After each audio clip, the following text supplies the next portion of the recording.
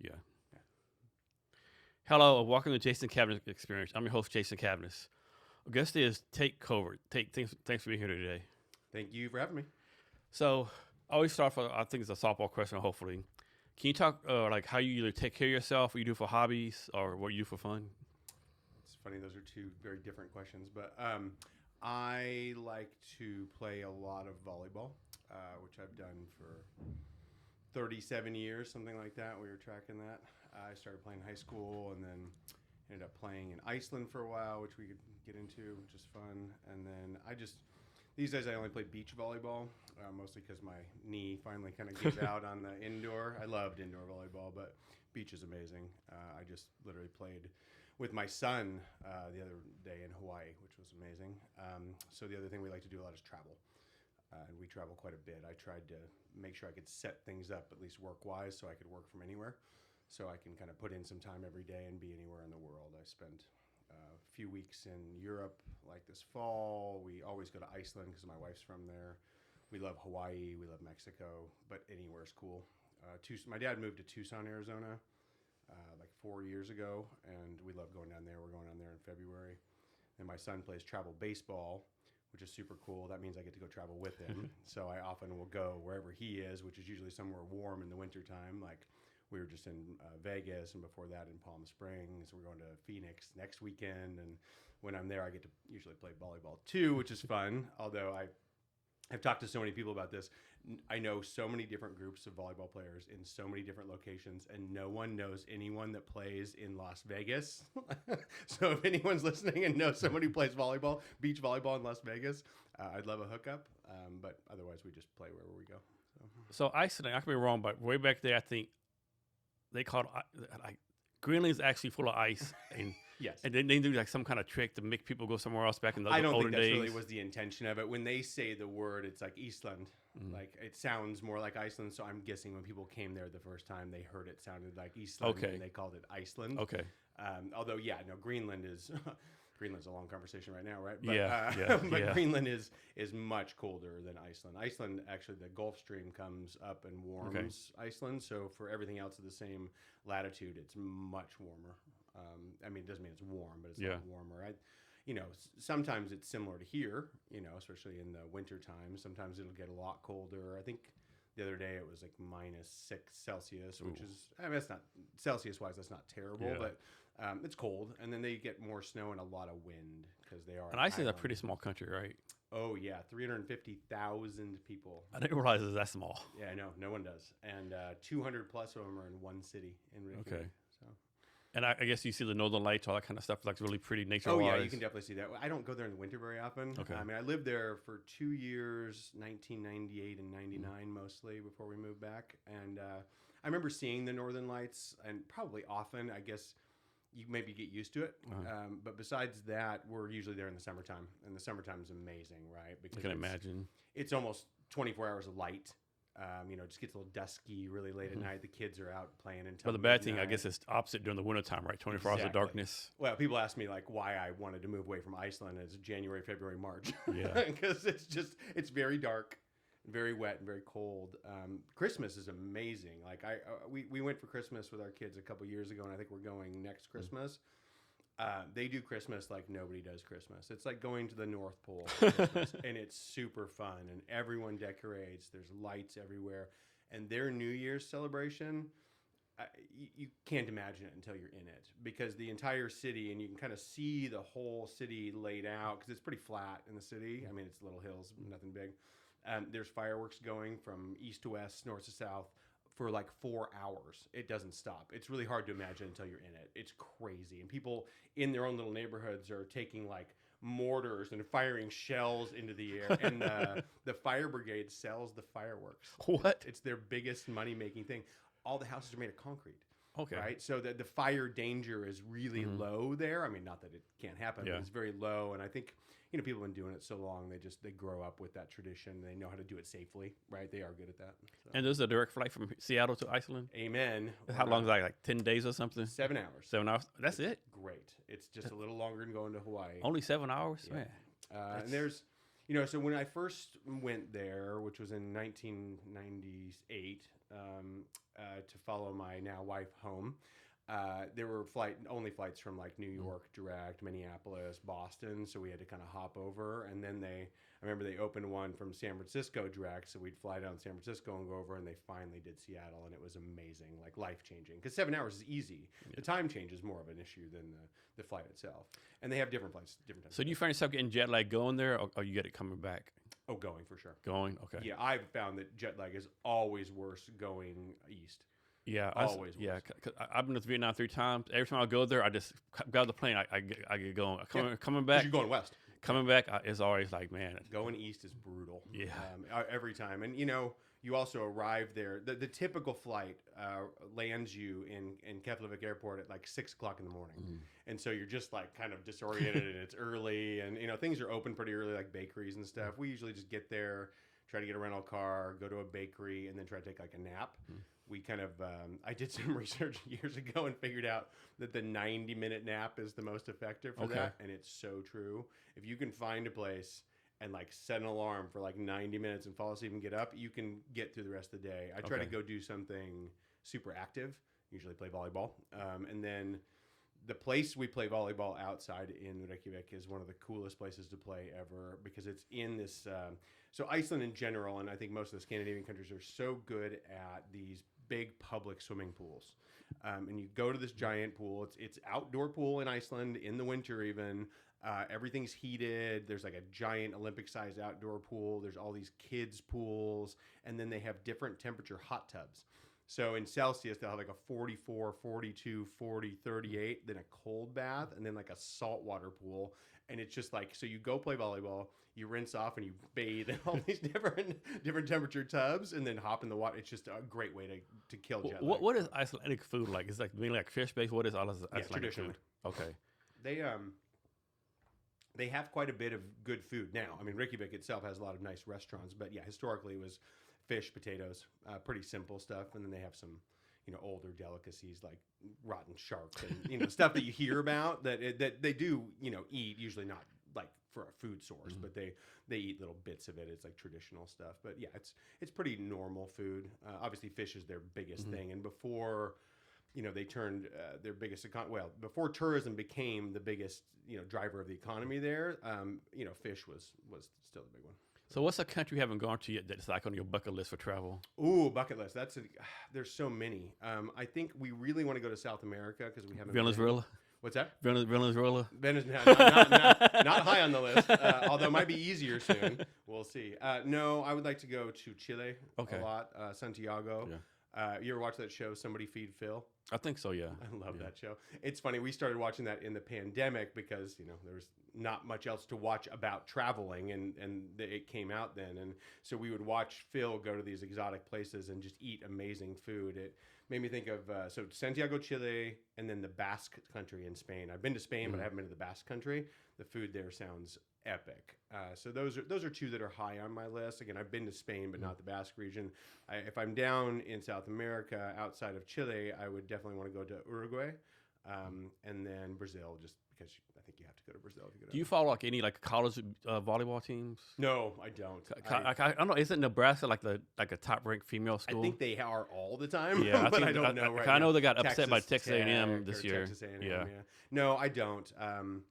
Yeah, no. There's no such thing as a pro volleyball, I don't think, is it? Yeah, in Europe, yeah. In Europe, okay. Yeah, not really here. They have pro beach volleyball, right? Which is, I play only beach now, so I definitely watch. I don't watch a ton, but I'll watch highlights. And you're watching like Olympics volleyball? Oh, yeah. When the Olympics are on, we always watch the beach volleyball. Okay. That's huge for us. There's Miles Partain, who's was on the U.S. team this year, that he's super fun to watch. And then Taylor Crabb, who's been in tournaments that I've been in. Like we were in Hawaii for the Dinosaur tournament, which is it's a cool tournament. It's you have to be old enough to kind of get into it, but he played with basically 70-year-old guy and kind of did everything by himself, and I think they took second in that tournament. And I was there; it was really fun. Yeah. So the next Olympics is like 2028, I think. It's 2026 winter. I think winter. And winter is I think it's in Italy or something. Yeah, I think it is in Italy again. Yeah. And then LA is it 2028? Yeah. Yeah, that'll be fun. Can you imagine beach volleyball at the LA Olympics? I mean, know. it'd be huge. It'd be super fun to watch. So I'm guessing playing on the sand is like a lot better for your health or knees and stuff versus concrete. Better for your joints for sure. You know, it's just a very different. But sport. isn't it like the sand like kind of like uneven and kind of like Yeah, maybe I think you twist just get something? used to that. But it's Okay. sand. I mean, it's not hard surface, so Okay. it moves. I mean, you play on so many different kinds of sand, right? Some of them are very firm, like Seaside, Oregon, which, by the way, hosts like the largest amateur beach volleyball tournament in the country. I think in all of the Americas. I mean, there's like 1,200 teams or something that go down there. Their sand's very firm, so you can jump a lot higher, but it hurts more. Okay. If that makes when you're older, right? I actually played. Yeah, I know what you mean. I played in that tournament. There's two divisions I played in. I played in this year the 45s, meaning you have to be 45 to play in it, and then I played in parent-child. So my son and I played in parent-child, and we had a blast, and we did well. I had a really good time playing with this guy named Octavio in the 45s. I played 23 games in 2 days, and I felt like I was going to die, but it was super fun. Is the scoring the same as in beach volleyball versus regular volleyball? No, I mean, well, no, not really. It's very so. There's two beach volleyball when it started. We shouldn't get too locked into beach volleyball because I can talk about it for way too long. But when it started, was actually the court was larger. You could only score when you served, and then the games went to 15 points. So they could take. You never knew how long they were going to take. Like, I mean, my partner and I played a couple years. Well, no, this was like 7 years ago. In that same dinosaur tournament where they go to the old school system. Our first match was an hour and a half for one game that we won 15-13. It was super fun. But now they shrunk the court down. They made it so you score on every side out. And so the games can be more about 20 minutes each. Okay. And they did that partially, of course, for TV. Oh, yeah. Right, so that it's very predictable how long the matches are going to go. And indoor is very similar. Like I think they played a 25. I don't watch it enough anymore. But we go to 21 in beach now, unless we're playing the old school tournaments. And you belong to any is there any I would call it like intramural volleyball leagues you belong to? Not really. I used to play in a lot Just of go play leagues. for fun. Well, we do play. So last night I actually played with my buddy Jeff Scott, if he's listening, who's awesome to play with. And that is an indoor sand league on 4th Avenue. Matt Mary, shout out to you too for opening that place. I played with him last night a little bit. And that's a league I play in. I'm actually subbing on Jeff's team just for fun, but I like to play outside. Okay. And we play outside all year. So next, let's talk about the current Seattle sports scene. Oh boy! So are you a Seahawks fan? No longer available. Alexa, stop. Alexa, stop. This always makes me laugh because we have the same problem. Sorry, go ahead. So I'm guessing you're a big Seahawks fan. Seahawks for sure. I love the Seahawks. I don't watch football nearly as much as baseball. The Seahawks, they did well, they're amazing right now. Yeah, because when they expect like maybe compete for a playoff spot, maybe, and now they're like the number one seed. Yeah, it's gonna be fun. So yeah, I mean, I think the hard thing is gonna be either team we most likely play is gonna be a really tough one. Now we beat the Rams in that crazy game, and then we beat the 49ers. Y'all stomped the 49ers. Oh yeah, y'all dominated them. Yeah. I mean, it was a super defensive game from what I saw, but the Rams game was nuts. I don't watch a ton of games, but I watched the end of that one. I was like, what happened? That whole 2-point conversion madness. Yeah, it's like somebody from New York had a call down and say, no one knows about this rule, but implement it. We want the Seahawks to win. It's crazy. So yeah, Seahawks are fun. I hope they do really well. I'll be watching for sure once the playoffs start, which is soon. Baseball is the one that's your sport.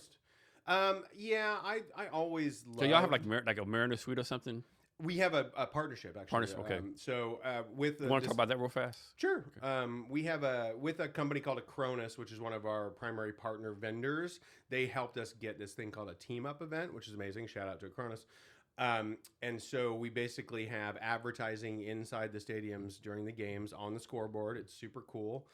We get a kind of a bucket of funds to buy tickets, which we tend to bring clients or give tickets to clients all the time. I attended a ton of games last year and the year before, really, but we also got to go to all the playoff home games. Nice. And I had World Series tickets ready to go, but didn't quite make it. And we also get to use the stadium once a year, actually, for whatever event we want. So last year, and we're going to do the same thing this year, last year in May, we did batting practice. And so batting practice on the field. Oh, nice. So our clients, we had about 100 clients who got to come and bat on the field. I mean, there were kids, including my kids, out catching fly balls in the outfield. And we had food and drinks. It was just a big kind of party. We're doing it again in late May. So it's something else. How do you figure out your ROI for that? That's a tough one. I mean, I would say without giving away the farm that it doesn't end up costing us very much because we basically pay Acronis enough money where they cover the bulk of it, which is fantastic. That's kind of what it's designed for. It gives both of us advertising, and we don't get a lot of burden from it. I think almost more relevant is like shows like we sponsored your Seattle's Got Tech show, and we also sponsored the Interface Seattle show in early December. And I think calculating ROI from those is really hard. We met with a sports marketing specialist a year ago maybe, and he definitely opened our eyes. We didn't end up doing much with anyone like that, but the key to any of those things is a thing called activation. Like, are you activating the asset? And what that means is like, yeah, you've got this thing, but are you doing anything with it?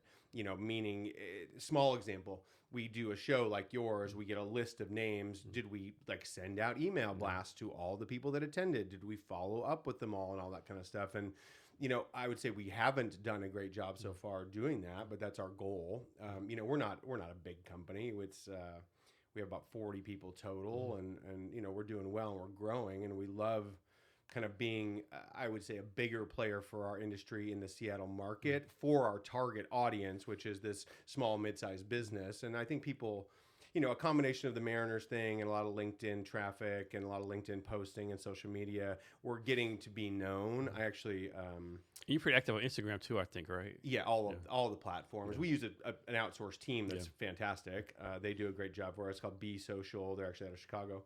And we enjoy working with them. They post a bunch of stuff for us. We're getting so people know us. I actually recently started engaging with a potential client. I had known the managing partner for many years, and he's with a different company, and they have a very unique situation that's complicated. And he called me one day. He's like, well, I knew I had to call you because I couldn't get away from you. I see you on LinkedIn. I see you at the Mariners stuff. I'm like, great. Well, then it's working. Yeah. We did just buy, over the holidays, 3 cars that we're going to actually wrap with Sentry branding and have them on the streets, running around between clients. We do a lot of on-site visits to our clients. I think a lot of people in our industry, at least in the city, don't do that as much. I mean, not all of them, but I mean, as a rule, aren't rolling trucks to go out that much. I think it's easier not to, but we like the FaceTime with our clients a lot. And y'all do a lot of things. Y'all do a lot of skits too. Like a lot of companies that say, we do blah blah blah. You all actually do like skits and stuff. Yeah, I think it makes us fun. Our office, we have kind of a really fun young in-office staff in Seattle, and they think of some kind of crazy stuff to do. And our social media people are pretty creative too. Mostly what I do on there, as you'll see, is talk about specific vendors, specific solutions, and I'm super passionate about IT. I'm super passionate about finding vendors, solutions, partners that I like working with that solve problems for our clients. So I do spend a lot of my time finding those things and then nurturing that relationship and then pimping them out on platforms because they're really good. Yeah. Like, I don't find stuff unless it's really good. I'm not going to say how much I like something that I don't really like. I'm very genuine. I hate to say it, but in my head, very genuine about I want this product because it works. It solves a problem. This is why you should have it. Right? So when did this passion for IT start? Like early in life, college? No, early on. I mean, I remember I was playing with, Ataris and Amigas and everything. I mean, I did have an Atari actual, keyboard type computer with cartridges in it, and I had a Commodore 64, and I had an Amiga 2000 HD. HD meant it had a hard drive, which is a nice designation. And then I got into Macs for a while, early on when the Mac 2 was popular, and then I went PC from that point on. And I just always, computers work for me, if that makes sense. It makes sense. Everything about it just jives with my brain. So it was never complicated to figure that stuff out. I am not a developer by any means. I don't code software, and I don't want to. It wasn't. I tried. I'm it's just not my thing. I like to fix things. I like to streamline things. I do like IT strategy a lot now, but it started really early on with me. Really early. And when did you figure out? What? I have a passion for this.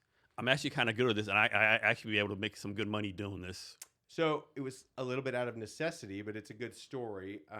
So I worked, let's see, after high school, I didn't end up going to college. I tried for a little while. I went to some classes that were around computer, networking, that kind of thing. And I felt like I knew so much more than the people who were teaching knew. And so it was really hard for me to be there. And I was already kind of making money doing IT, but I decided to go do retail for a while. One of the first jobs I ever had was at a t-shirt store inside of Westlake Center. The manager of that store, I was very lucky, was a gentleman named Skip Cassidy, who still to this day is my mentor. I try to have lunch with him every week. I'm having lunch with him this Friday. It's kind of a thing. He's awesome. Anyway, he taught me how to be me, how to bring it out of the shell. I mean, I think I was a typical quiet, late teens, early 20s boy. And he got me to sell things, to understand what people are thinking and how to drive it. And this is how you get people's attention and all that. And to the point where that company ended up flying me out to other locations to train people how to sell. I think I was like 19 or something at the time. And then my mom ended up opening a sporting goods store. And I think it was a little accidental, but I ended up helping her open it because, computers were involved. They had like an inventory system, and this is DOS based right back then. And I helped them figure that all out. And I ended up working there for, I don't even remember how long it was. It was a year or two. And it was fun. And I was in my 20s, having fun going to bars and all that kind of stuff. And I met my wife. I met my wife in Pike Place Market. Pike Place Market has a lot of significance for me in many ways. I kind of grew up there, meaning when we were like 13 or 14, our parents would let us go by ourselves on the ferry from Bainbridge Island to go to Pike Place Market. So I just kind of always had the market in my heart. I remember going to Me Some Pastry and Cinnamon Works for cookies, when I was... Yeah, Me Some Pastry, that food is so good. Oh, and to this day, my kids love Humbao. And we have other families' kids who now love Humbao. And we always go there. We still go there. So Pike Place, I ended up meeting my wife at Kells. Was she a tourist at the time, visiting from Iceland? She was an au pair. Oh, okay. I remember you telling me that before. And she had not been here very long when we met. So it was her and a friend of hers. Her friend was Irish, very Irish au pair, off the boat. Her name's Sinead. She's amazing. Anyway, the two of them were together, and they were both under 21.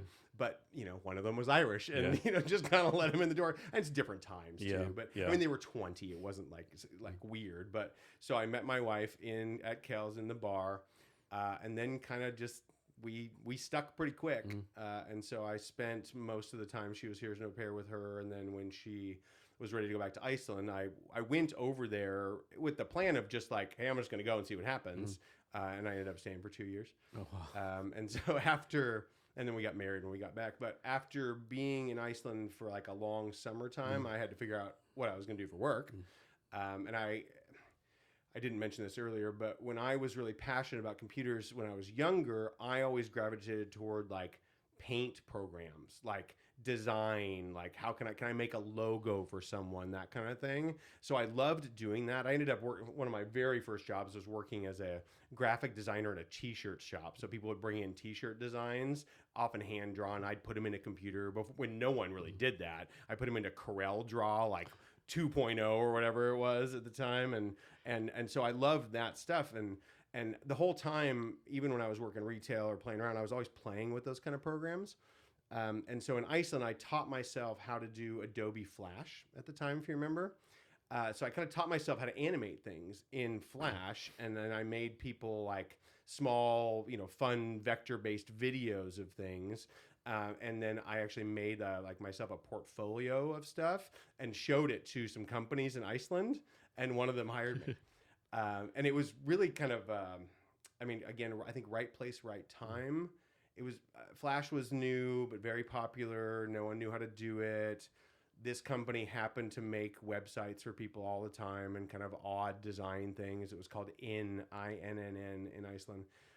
The guy who's the head of that company, his name was Christian Jonsson. Really, I still know him. He actually has a Helix Spirits. He has a liquor company, and he lives in California. He's great.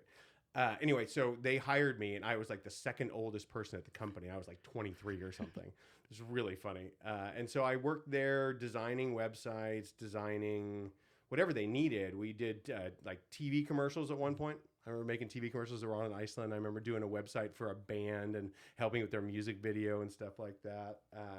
So I did that, and that company really what they did was what's called website content management software, what we now know as like Wix. So back then there was no Wix. There was no like easy way to build a website. They made software that did make it easy to build a website. Very cool thing. It was called Lisa at the time, the name of the software. When I wanted to go back to Seattle, I decided I was going to create the same kind of company here, really build a new platform to make website content management software in 2000. If we all remember what happened then. So we were starting on our way, had some good clients. All the clients are pretty good. And then the dot-com bubble burst and all of our clients went out of business. And so at that point, we were all like, okay, what do we do now?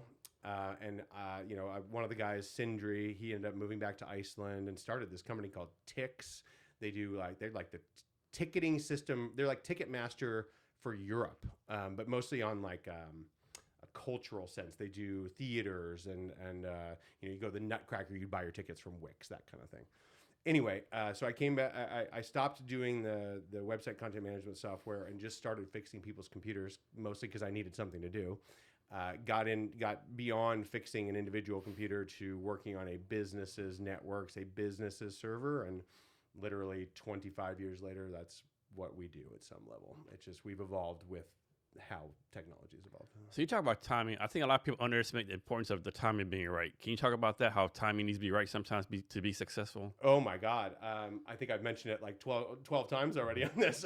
Timing is everything, and you can have all the skill in the world, but you may not be in the right place at the right time. I think, people learned that a lot in that dot-com bubble burst, right? There were some really cool ideas and some really, interesting companies. And obviously some big stuff came out of that, but so many places went under. But I would say they still learned a lot. They were experimenting, and most of those people went on to do, bigger and better things afterwards. But for me, especially, like I've had good timing, been at the right place at the right time, and then bad timing in that I started a, website content management platform right when the dot-com bubble went, burst and went down. So I think you can have all the talent in the world and not be in the right place at the right time, or you can have very little talent and be in the right place at the right time and be successful. I think it's that simple. So you've seen a lot of tech through the years. Is there any tech that's gone away that you wish would come back? You're like, man, like this tech was this actually real good tech, but for some reason it's just faded away. God, I can't think of too many specific examples. I mean, I mentioned earlier the Amiga platform. So Amiga was this computing platform, whether you remember it or not, because it was kind of like a flash in the pan. They were so far ahead of their competition. Like I remember playing games on that Amiga that even today I remember the graphics of that. It was so well done. It was so far beyond what anyone else had seen, and they died, right? Which is what happens now. Is that like completely different technology? No, we've learned from that. We've taken pieces of it and expanded on it. Adobe Flash is a very interesting one. I think in some ways there's a place for something like Adobe Flash again on websites. Like I wish there was a modern version. So if I go to a website, it's not just a static thing. Like it can move around. I mean, imagine these days, especially on an iPhone, on which of course, mobile phones change this whole game, but I go to a website on my phone and it's actually moving. I mean, there are ways to do that with HTML code and other things, but like make it fluid and cool. So I'm not just staring at like that screen. I'm looking at something that's taking action. I think there could be a place for that again. I love that technology. It was too bad that Adobe kind of let it go. So how do you do this, right? I mean, back in the day when Apple bought the first iPod, there was actually like products way better, right? Way better. But they would be like, we have 2.8 gigahertz, 4.9, all this technical jargon. Sure. And Steve Jobs was like, here's 1,000 songs pockets. So when you market your company, how do you make sure you say whatever your equivalent is 1,000 songs in your pocket is versus all this technical mumbo jumbo?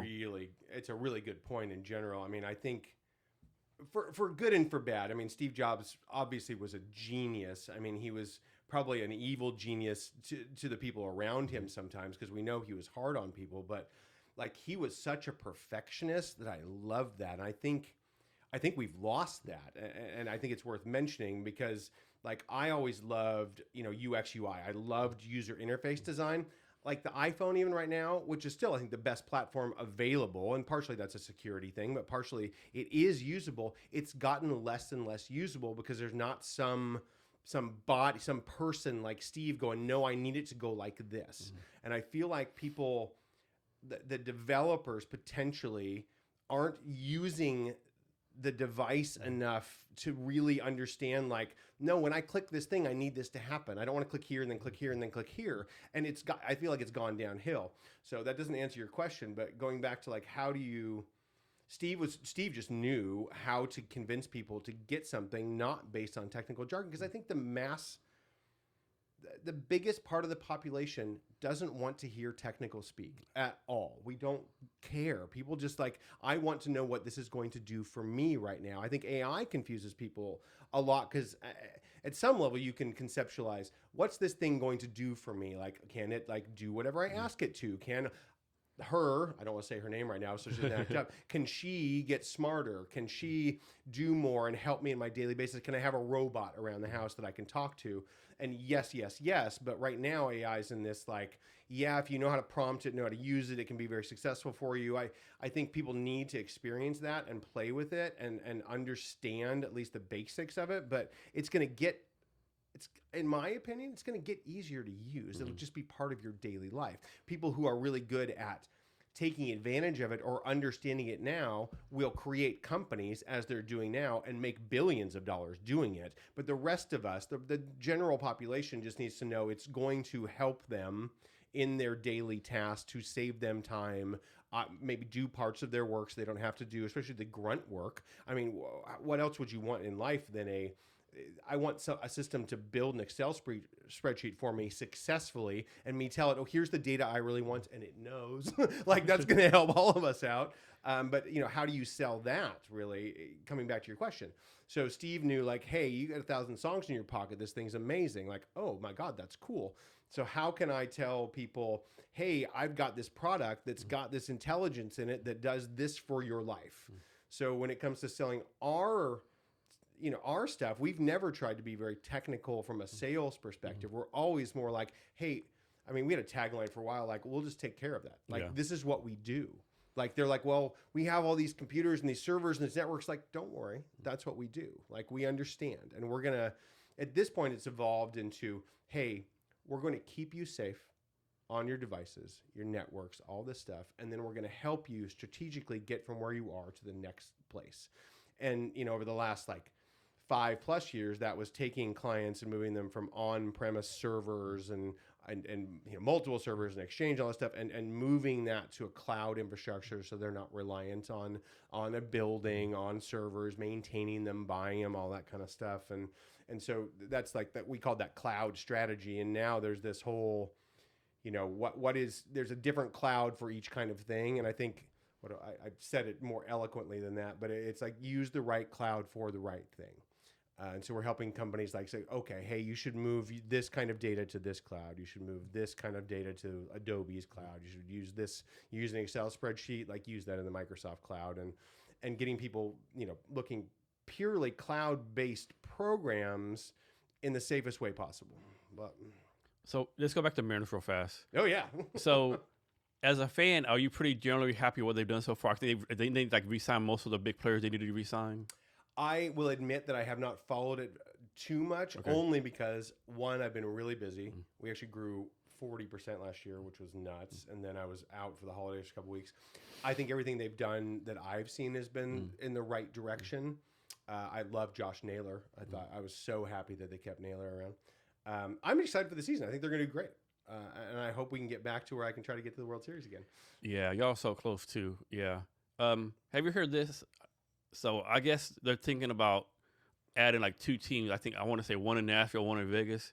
But because they're going to redo the divisions based on like geography or something. I know like a lot of old heads traditional. They'll do it again. I mean, they did that. They did that not that long ago. You remember? Oh, yeah, I remember. Okay, you're right. The Brewers were an American. I forgot about that. I forgot about that. Yeah. Yeah. It's been done before. I mean, anytime you do expansion, you're going to reorganize. I think the more teams, the better. That'd be great. Although, you know, there's so much debate, and I don't have a strong opinion about any of it, but I do think having some kind of salary cap in the MLB is a good idea. Yeah. Just to make the teams more competitive, so you're not watching, the Yankees versus the Dodgers. Yeah, I all mean, the the time. Dodgers are guys willing to spend $500 trillion. He doesn't care. Well, because they can, Yeah. right? Because their market, especially, like, will support them in that. Mm-hmm. They're in LA.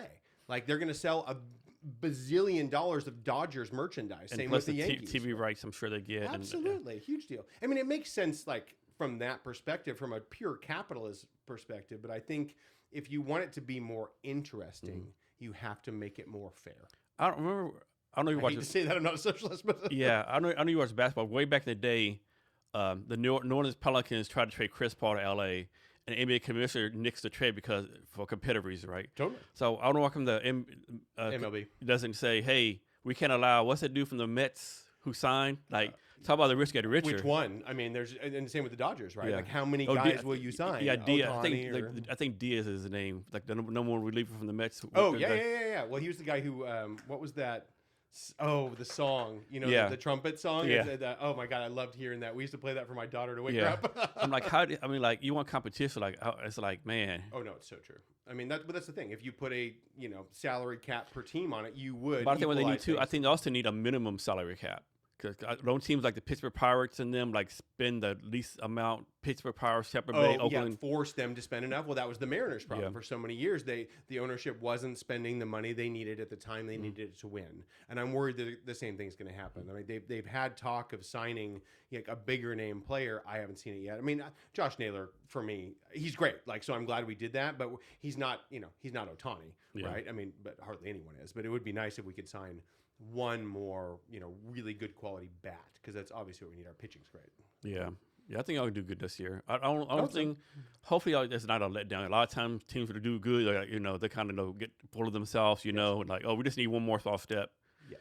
And I realize that every other team's getting better too, just not you. Sure, but then the Mariners did the opposite thing, which was like, we're just going to be mediocre for 20 years. Didn't So that wasn't really great either. Didn't the Mariners say, the general manager say something like, my goal is like win 55% of games over 10 years or something like?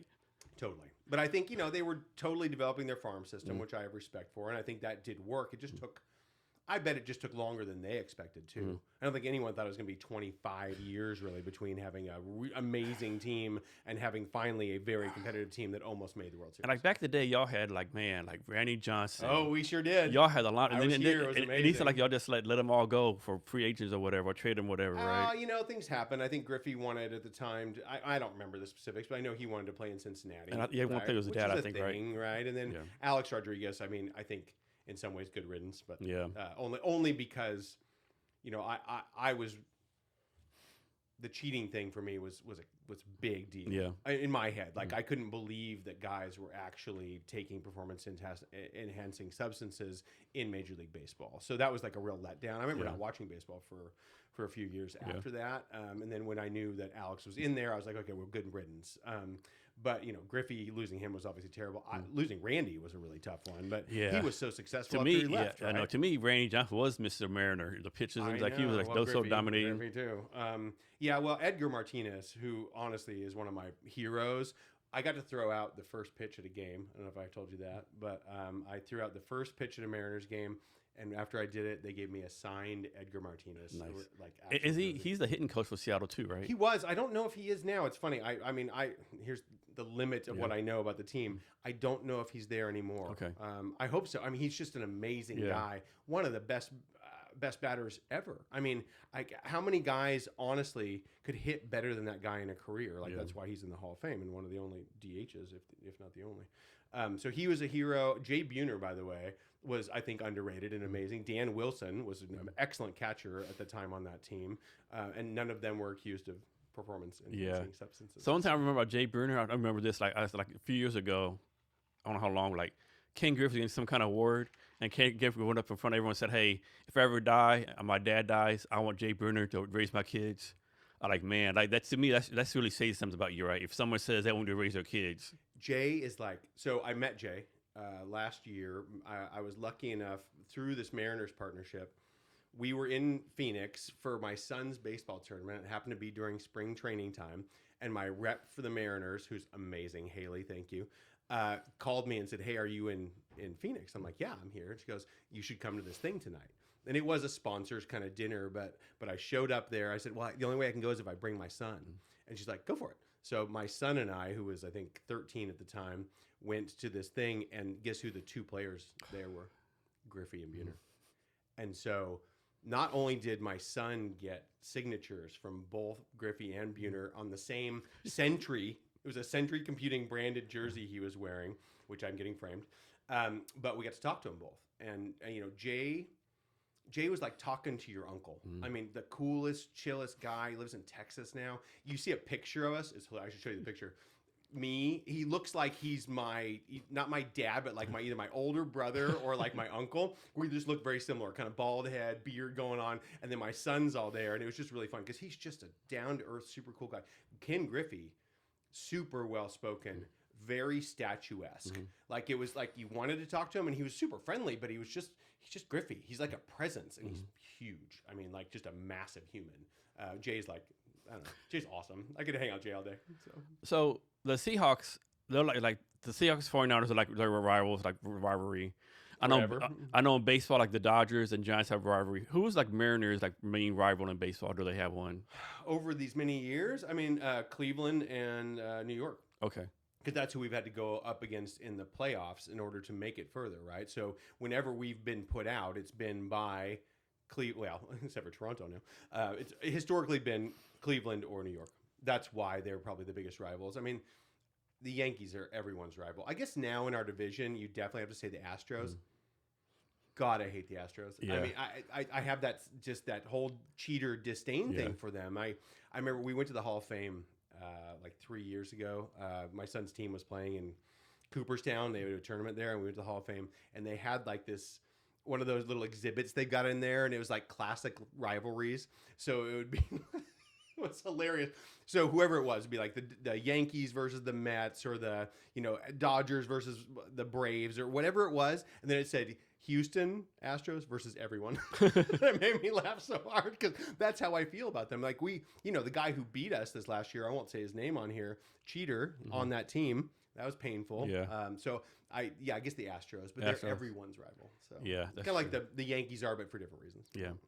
So you've done like retail sales, graphic design, product management. How have you like combined all those things to build a successful company? It's a great question.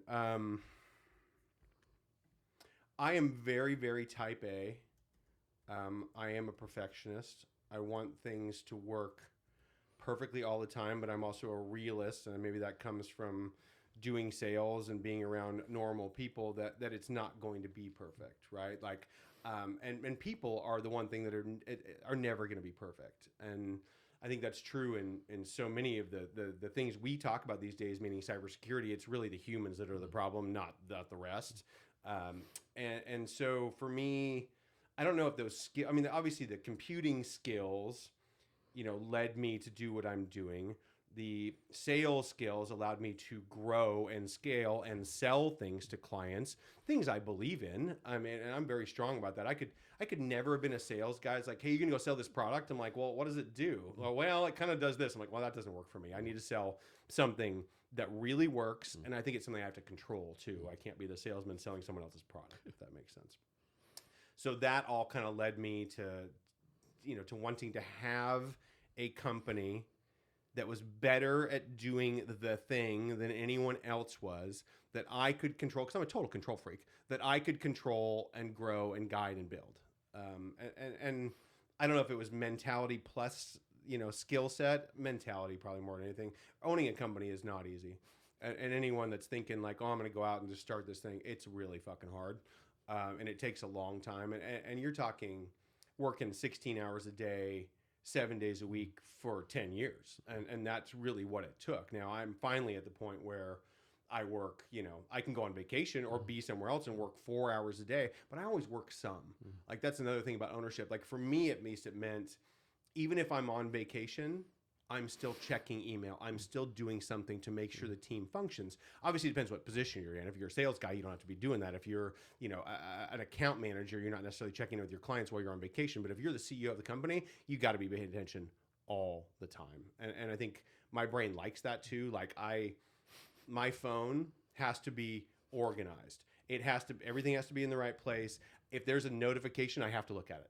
Like I want my emails to always read 0, my text messages to always read 0. Like Same here. Yeah. I'm that guy. Like whenever I Can't see stand you it. see somebody with an email box like 10,000 emails, that drives me batshit crazy. I lose my mind. First time, I was like, you must be unorganized. I can't trust you with anything, right? If you can't clean out your inbox, like what you like how can you I and trust? I think alike, Like Jason. how can I trust you with It is anything? a very hard thing for me to deal with people that don't behave like I do, and I think I've had to learn that owning a company, that people aren't going to behave exactly like you want them to. I think you can train them and get them in a mentality of, in our company, you need to make sure your inbox is clear and you've read those messages, that you've sorted things properly, that if there's activities that you have organized them and put dates on them and put like, here's the list of things I'm going to do and I'm going to drive towards it. But people do what they do. So how do you do this? There's a term out there: iron sharpens iron. Have high standards, make people meet them. But I think there's a fine line between doing that and destroying your people, right? Yes. Because like iron I tried sharpens that. iron is fine, but sometimes what if they're made of aluminum, right? You fucking destroy them, right? So I started doing IT work in 2000, 2001. I didn't actually hire my first full-time employee until 2008. So in that interim time, it was mostly just me, and I'd have some contractors, this guy named Dan Isaacson, that he was awesome. And at the time, it worked out really well. And Josh Zelenka, who hopefully is listening too. Fun guys to work with. But then I finally decided, hey, I want to grow and do this thing. And we grew really fast. We went from 1 employee to 20 in like 3 years. It was super rapid growth, and sales was involved in that. But I was the iron fist guy. I was just really hardcore, didn't sleep, worked all the time, and drove people probably too hard. At the time, we had a really good team, so it was good to drive them. And when we started getting big enough, this is what I found. Like the first 18 people, say, at that company were stellar, like the best of the best. And at the time, it just worked out well. Then in 2008, a lot of people were looking for jobs, and I could find talented people for less money than I would now. We're getting back to that right this minute, but that's a different conversation. So I found really good people. Then when I ran out of the really good people, I had to hire. We were growing so fast, I just had to hire people that were available. And I think I broke people that way, because I got guys who couldn't handle what I was doing. And then I, made some business mistakes, which happen to entrepreneurs. And the only way you learn is from making those mistakes. So like, I look back on the big mistakes I've made, and I understand why I did them, and I understand how it powered me to be where I am today. But what you're saying really was relevant there. I was just such hardcore guy. I'm sure I was super stressed all the time and like bottled in, and was probably mean as fuck to people. Internally, I was a sweetheart to people. Externally, of course, to clients, but I was hard on people. And so you can't rule that way. I mean, there's the Steve Jobs problem. I don't think you want like a group full of managers that are just wicked and mean and really hardcore. You don't, because people need to love what they do. They need to come to work and enjoy it. I think we've tried really hard. I kind of restarted this business, in 2019, it's about 6 years ago, almost 7 years ago. We, at that time, definitely didn't want to be hardcore. We wanted it to be fun. We wanted it to be a good place to come to work. And I think it is now. So, like, I don't know if you're hiring right now, but like when you do hire, how can people like reach out to you? Like, what do you look for in people? Like, is it technical skills, people skills? People skills. Okay. For them, it depends what you're hiring for. When you're the size we are now, we have different people in different positions. Like, we're actually hiring right now for an on-site technician. Okay. So I started my life really as an on-site technician. It just means you're in your car, driving from client to client, helping them out. And in that position, you need to be the friendliest, happiest person on the planet, super patient. The way we're structured now, I think most companies like ours, you don't have to be super technical. You need technical aptitude. You need technical experience at some level, even if that's schooling.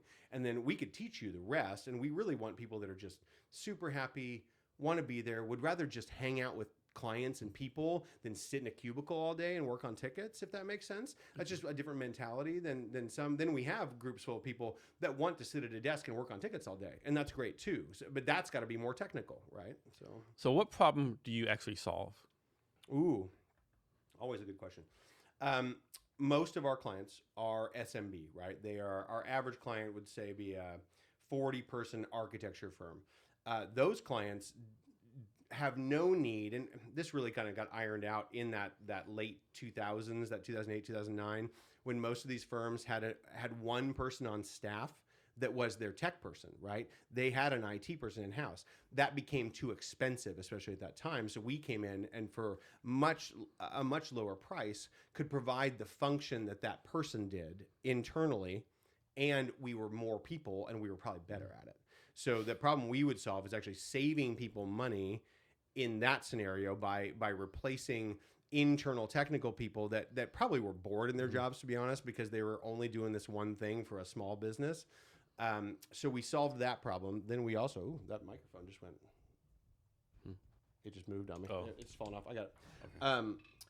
Okay. So we solved that problem early on. These days we're solving problems like, not only fixing people's computers, keeping them running, but keeping them safe, right? Keeping the computer and the employees safe. Then we're solving the whole, we have all your infrastructure backed up in multiple places. So if you have an outage, we can recover from that quickly. And then we're bleeding into things called like business process automation, which is like how can we make a client's environment work better for them. And that might be like, hey, every time we hire a new person, we have to create that person in all these different systems, whether it's like Bamboo HR or some HR system, right? And create them in their internal stuff and in their accounting package. We could automate that process. So we could like use APIs to say, hey, every time we get a new person, we're going to push that data at all these places. So same could be true of every time they get a new client, they need to add that client to this system and this system and this system and create a structure in their SharePoint or in their Ignite that says, here's what that looks like. We could automate that. So how does your customer service work? Are you like providing customer service 24/7 a day, like certain hours? We are fully 24/7 as of, I got it. I'm really good at fixing stuff, Jason. As of recently. So we are running 24/7 now. It's taken a long time. Most of our clients are in the US, most of them are in Seattle, so we really have to be just very focused from 7 a.m. to 7 p.m. But we do it outside of it. Like, how do you prioritize what to take care of? Like, suppose I'll make this like you have 20 like tickets come in. Like, Sure. how do you prioritize important one, not important, or that kind of stuff? It's always a good question. Luckily, I don't do that anymore, but I have a great team that does it. We have a team of dispatchers that look through all the inbound tickets, and definitely, so when people open a ticket, they're going to write something about that ticket, right? Whether it's a description that says, hey, my thing broke, or something more. We try to encourage people to give us a little more information, like, and in the subject line be like, say it's urgent if it's urgent. So it's never going to be perfect, but it really is more human. Now, we can use AI, as we do, to read through those tickets and help us prioritize what's more important than another thing. And it's usually by language. We even have our internal AIs doing things like reading the customer's responses to tickets and giving us what we'd call a sentiment analysis. So it'll tell us, hey, this customer is frustrated about this thing, and it'll alert account management to that. So, And how do you find your customers? Just like the marketing and stuff, and like. well, historically, it was word of mouth. And it was, until even a couple years ago, it was almost all someone I knew that led us to someone else that needed our help. We as a company, and I say me in this case because it was me that started, we still have some of the same customers that I picked up in like 2003, 2004, 2005. We've kept them for 20 plus years. But finding them now is harder, right? Like I've kind of at some level exhausted. I meet a lot of people. So whenever I meet people, I tend to gravitate towards talking about IT at some position, unless I'm talking about volleyball. It's a very different conversation. And so we'll get some more naturally, but it's hard. It's very hard, I've learned. I kind of had to start teaching myself about marketing a couple years ago. Like, what can we do? And marketing's deep and wide, right? And I do love that now in the world, we finally have like fractional positions, like fractional chief marketing officer, which is amazing. So I can get a part-time person that acts as our internal marketing expert. I can get a fractional CRO. I can get a fractional CFO to just do our CFO for a day once a week. But marketing has got to be the next frontier. It's for us at least, and we're doing that by being present on LinkedIn, doing the Mariners sponsorship, and then hosting events, which is relatively new. Like your event was the first one we'd actually sponsored. Yeah, thanks again for doing that. I really appreciate it. It's super fun. Yeah. It's just great to meet new people. Yeah. I love meeting people. It's like my favorite thing. So how did you figure out your pricing through the years? Oh, competition. that wasn't terribly complicated. So the whole managed IT industry went through a shift in like that late 2000s, mostly from, hey, we're going to price things like per device. So if you have 20 laptops and 5 servers and 4 printers, we're going to charge you X dollars per device for that thing. I always had the standpoint that machines don't open tickets, humans open tickets. And so I'd base our pricing off of staff count. So if you had 20 employees, it was X dollars per staff member per month. And that kind of held up, and I was able to, cheat, meaning look at other people's quotes when we were in competitive situations and figure out what they were charging and try to be around that market. Seattle, is a very mature MSP market. It's a big market compared to like, you go to North Dakota, you might have one good MSP that controls the entire city that they're in. Whereas for us, there's multiple, of course. I mean, there's probably 1,000 even in Seattle. What was the question? Like how do you do the pricing? How do you figure out your pricing? Okay, so I did answer that part, but the pricing part, it was looking at competition more than anything else. And I think also something called contract-free managed IT services. How does that work?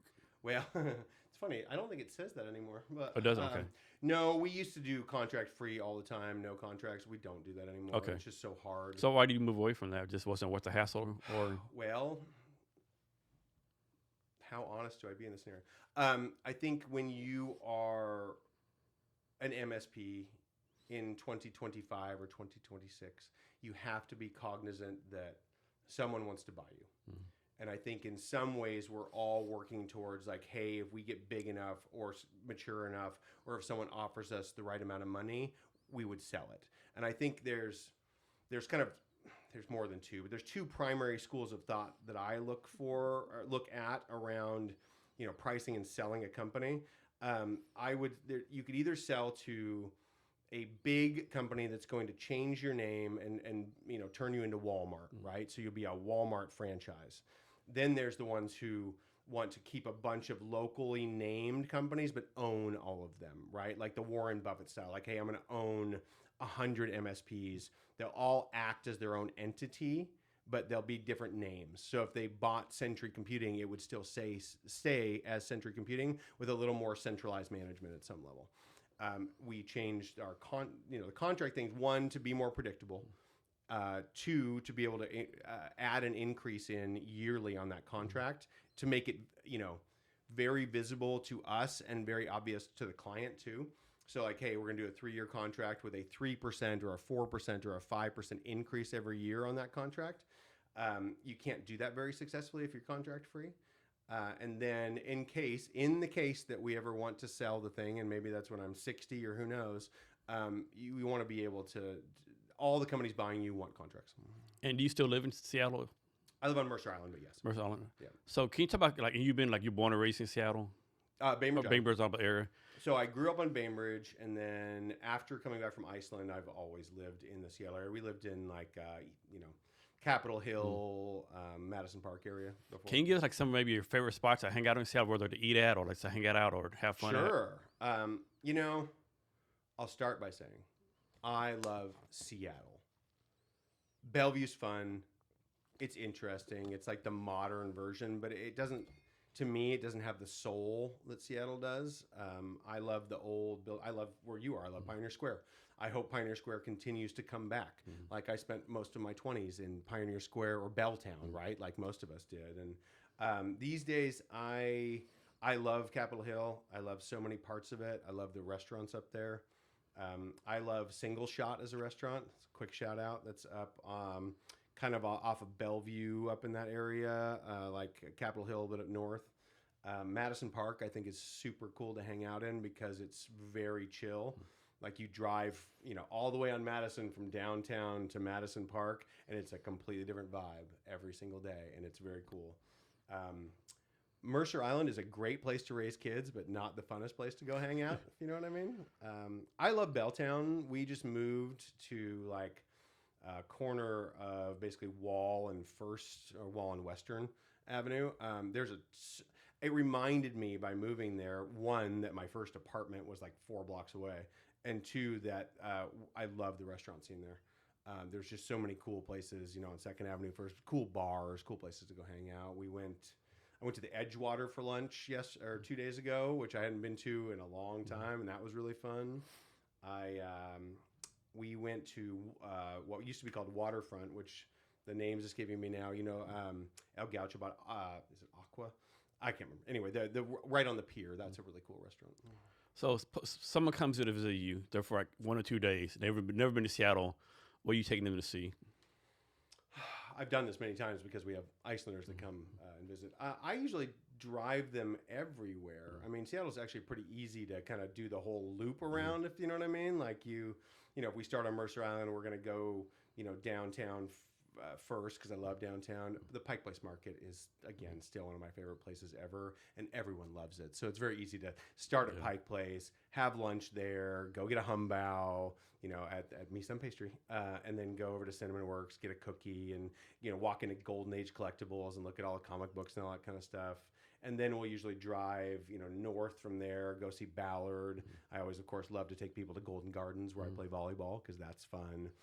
Loop around the top, go through Gasworks Park, go through, the U District just to see it, just to go through there, even though it kind of goes up and down over the years, as we know. And then come down through, Madison Park area, Roanoke, all that kind of stuff. And everywhere, it's hard. I love to take people on that tour. I've done it many times. Those are my favorite probably areas, though. So one thing like Alki Beach is cool. Yeah. I get to see the Seattle credit, like that new walkway on the. It's amazing. If you told me, I would have bet $1 million they would fuck that up, right? Oh yeah. There's no way they're gonna get it right, I think Seattle's good at that too. Yeah, fucking it up. Yeah, I think they got it right. Oh, I think it's really cool that whole concrete giant slide basically that comes down to the aquarium. I haven't been to the new aquarium yet. Have you? No, not yet. No. Yeah. We used to go all the time when my kids were young. My kids are 15 now. We don't go to the aquarium as much anymore, but I've heard it's really cool. And I almost when we were looking for this space that I ended up leasing right at that corner of Western and Wall, I looked at a building for sale. Well, it was a commercial unit in a building that was for sale. Yeah. And it was literally underneath the walkway, a little bit to the south of that. It's an old brick building. It was like all residential except for the ground floor. I just didn't want a ground floor space, but it would have been so cool to own a piece of that. So Seattle recently elected a new mayor. Not talk politics, but does the people in politics in office, city council, mayor, what it could be, actually affect your business any kind of way? Oh, absolutely. Okay. Very much so. I mean, I think Washington State and Seattle especially are really hard places to do business, and it's disappointing for us. I think the taxes are high. They're talking about, taxing more people that make more money, and I think you're taking away people's incentive, one, to make more money, and two, to live here. We've become like the most expensive place to live in the U.S. I mean, roughly, and that's painful. It doesn't make any sense to me. I mean, I remember going to Iceland and thinking, oh God, it's so expensive here. Now we go to Iceland, it's like, it's like the same price as going to Seattle, which is crazy. And I hope, I have a very good friend who I play volleyball with, and he is involved in politics at some level, and he seems to really like her. And that means something to me. So I hope she's successful. But I think it's a really hard place to make people happy. Well, it's a really hard country to make people happy right now too. But I wish the Seattle City Council especially would think more about business and less about everything. I mean, it's really hard. I mean, I am a capitalist. I am not a socialist. Doesn't mean I don't care about social issues. I care a lot about social issues. I care a lot about people, but I think there's a point where you have to make sure that people who are successful and can generate revenue for the state and the city are attended to as well, because you're relying on them to pay more taxes, to give more to people that need it, if that makes sense. One thing gives me hope about Mayor Katie Wilson is the fact she said at one time that if they start a program, it doesn't meet the requirements, they're going to shut it down. And of course, we know that if you want to start something, it's hard as hell to shut it down. Correct. But the fact she said that gives me a little bit of hope, No, it's true. I mean, I'm a very hopeful person. I'm a very positive person. I'm like a very glass half full kind of person. I still think there's a lot of coffee left in there. There isn't.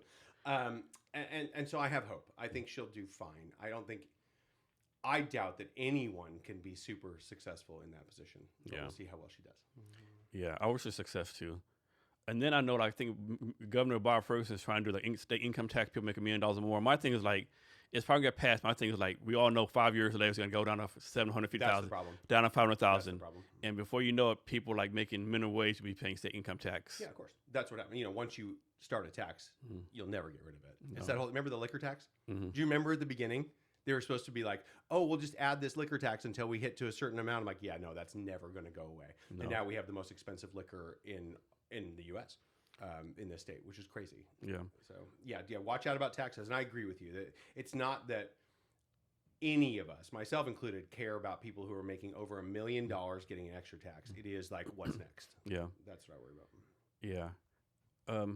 So you're a lifelong Seattle resident. What do you think is about in the air and water here? Like, you guys were like trying seafoods out of Ballard, multi-billion-dollar seafood company that people don't really know about. Yes. All the manufacturing. Like, Amazon. why do we have so many successful companies Yeah. here? It's a great question. I think it's a great place to live. That's why, even though part of me wants to leave, it'll be impossible for me to ever leave altogether. I mean, my wife and I talk about. It's kind of easy to leave right now, though, right? January, February. Well, no, I mean, no, well, yeah, totally. So, in our kids have 3 more years of high school. When our kids, I have twins, so that's very convenient for me.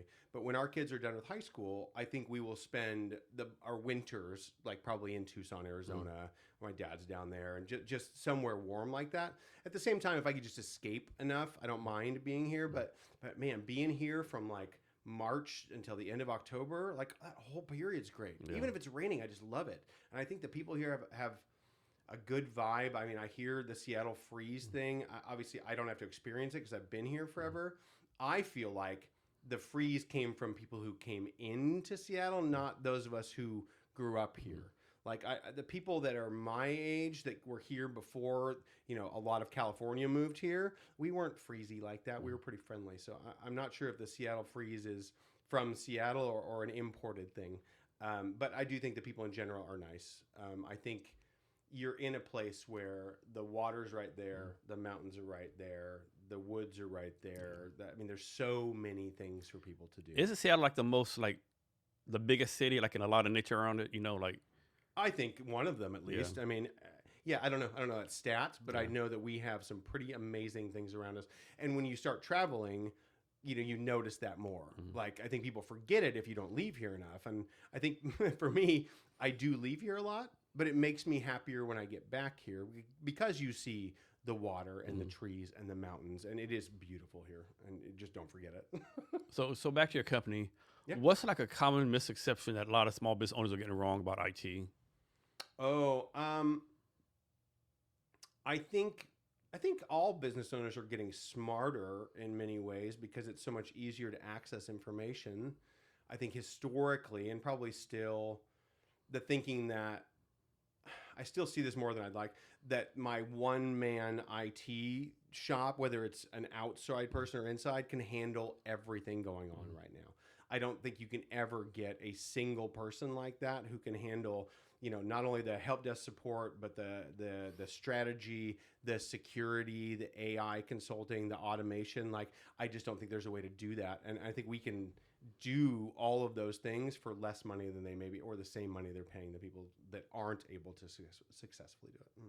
So I'm guessing there's like a lot of companies like you do what you do, right? Mm-hmm. How do you recommend a small business owner decide to use your company or another company or like? Oh, I mean, there are good versions of our company, our type of company, and there are bad ones. I think there are many good ones in this area. I do notice which ones I don't ever take business from and which ones don't ever take business from me. And then there's the other ones, if you know what I mean. You want to definitely find a company that has these long-term relationships with clients, right? I think you will find that if clients or if people are unhappy, they're going to move.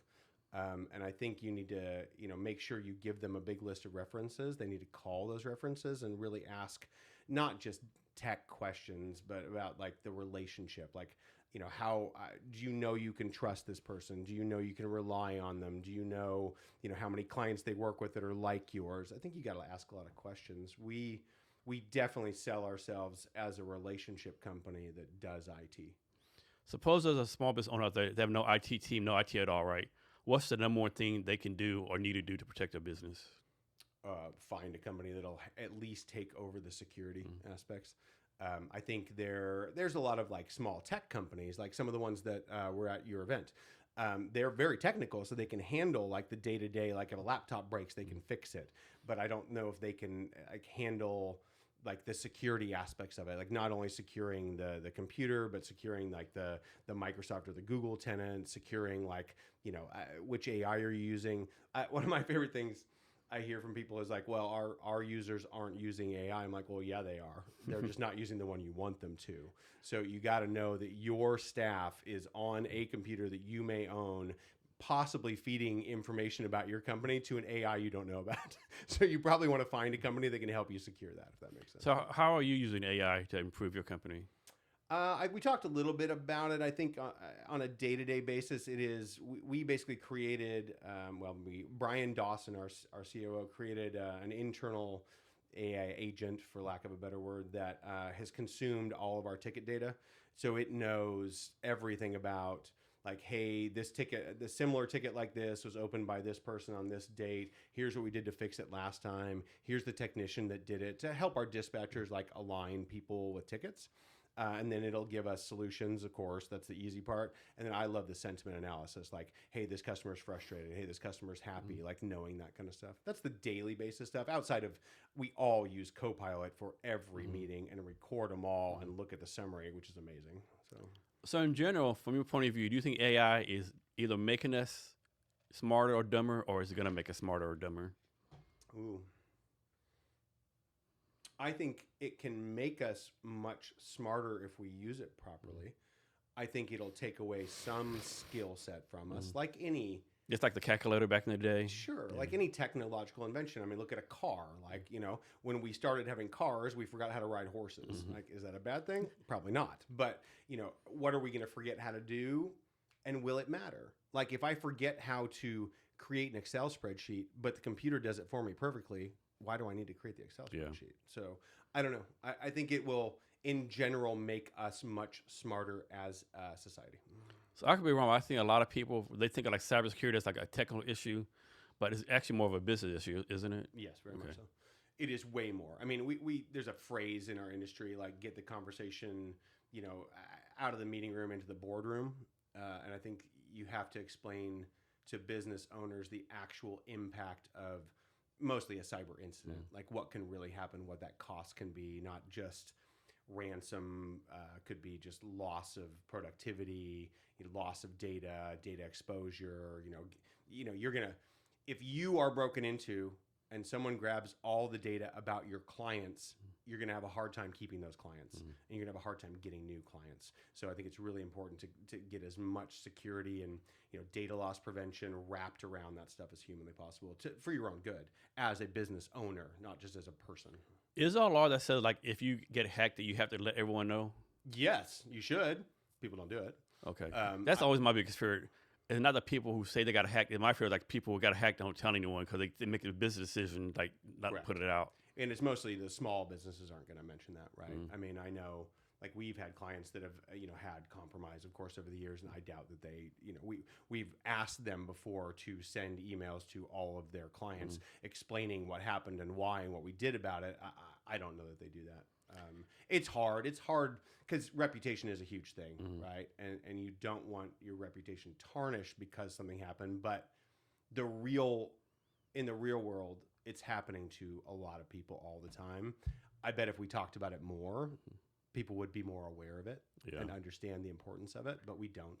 Some companies are really good about it. Of course, large companies have to, to release that data. Is there such a thing as an unhackable system or any system God, to be no. hacked? Of course not. Okay. Unless it's offline. Yeah. I mean, that if you want to make something that you can't break into, you don't put it on the internet, right? You keep it offline, and then you just are down to physical security at that point. But otherwise, no. I always figure if anyone really, really wants to get into your stuff, they'll get into your stuff. Yeah. But these days, I was actually on a call yesterday. We're doing a webinar about commercial crime, and there was someone from the insurance industry on that. There was someone from a bank on there. The most common loss right now is social engineering loss, right? And what that means is they've somehow gotten you to give them money of your own accord. Like you've changed banking information. You've done, people aren't, there's not as much incentive for people to break into systems when it's easier to convince people to let them in or convince people to give them the money. Like we don't worry nearly as much about, you know, people hacking through a firewall or getting into someone's source code. It happens, but it's not the norm. It's not the easiest way for them to make money. The easier thing is to convince you as a person, Jason, to send them money, giving the wrong. I'm a once camp for a while. It was like people will call you and say, hey, Jason, this is XY Bank. Someone try to hack you. Can you confirm your information? And most people are like, oh, it must be the bank. Oh God, I know. You know. Oh, I have a lot of experience with this from family members accidentally taking those calls and me having to like deal with it. Yeah. But and the worst part about it is when, you know, your phone rings and the caller ID says Wells Fargo, and it's not Wells Fargo. I think it's okay. But you're convinced, right? Or say, I mean, this is not a coincidence, but I've definitely had people talking to Wells Fargo about a banking thing and then having someone in the next 24 to 48 hours from a Wells Fargo, not real Wells Fargo number, call them and then they answer and give away the farm, right? Like that's dangerous. You can't trust anyone on the phone. I would say make sure if you think you're talking to your bank, hang up, call the number. Call the number on your back of your car. Don't call a number you Googled. Don't call a number that someone gave you. Call the number on the back of your debit card, credit card, whatever, and trust that. I was actually surprised. I use Chase, which is a giant bank, right? And they're very sophisticated from a, you know, online banking perspective, and transactions are very easy. And I like working with them from that standpoint. But I did get a phone call from Chase. I actually knew the number was legit because I had it saved in my phone. But the guy called me and I asked him very quickly, like, how do I know it's you? How do I know you're Chase? And he's like, oh, well, you know you're having this issue. I'm like, yeah, it doesn't matter to me. Can you ping the app on my phone? And the guy couldn't ping the app on my phone. I'm like, well, but I called back and got back to him and he was legit. But why couldn't he ping the app on my phone? I was surprised about that. That makes a lot of sense. So you talk about some already, but can you talk more about like how you've grown as a business owner, business leader, and person since taking over, like building your company? Have I grown? Yeah, like how have you grown? I think the first example that we talked about before was that I've softened a lot. And I think that comes with experience and making a lot of mistakes to learn what you should do. I've grown from a patient standpoint, which kind of relates to that. I've grown from an experience standpoint. I've grown from a never stop learning standpoint. Like I always want to know what the new tech is, what the new security issue is, what the new solution to a problem is, and I want to dig into it. So like I don't want to lose that, I would say almost childlike like love of it. I love the idea. I love solving problems. I think I get to grow along with the industry and our company, and I'm lucky to do that. You know, experience. You can't. Nothing equals experience. And I've been doing it for 25 years. So right now, what excites you about either the Seattle tech community or the small business community in general in Seattle, the Seattle area? Ooh.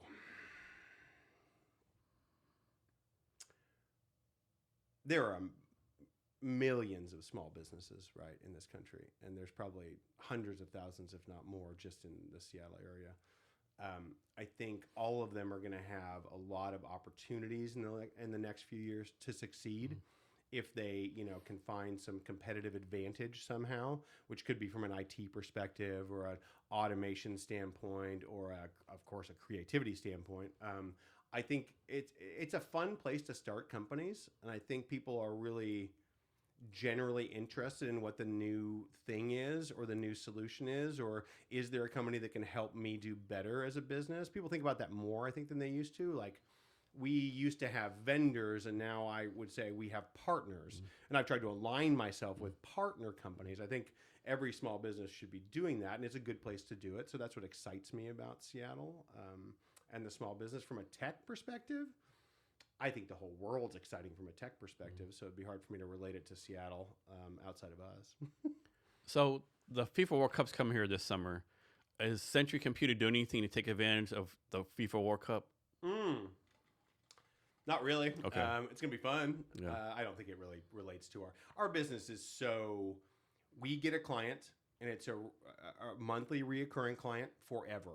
So it's not like opportunistic, if that makes sense. Like we're not going to go in, do a bunch of project work, make a bunch of money, and leave. Ours is a very continual business. We try to make it very predictable. That, when we were talking about contracts earlier, contracts help with that too. Meaning it helps me know that I have contracts with these companies, so I know I have guaranteed revenue in order to hire people, in order to spend the money. I can budget very, very clearly. So, we're not, I use the word already, but opportunistic about certain things like the FIFA World Cup. I mean, I will say that I did buy a bunch of Sounders, suite tickets because they came with, World Cup tickets, which I'll probably give away to one of our clients or something. Okay.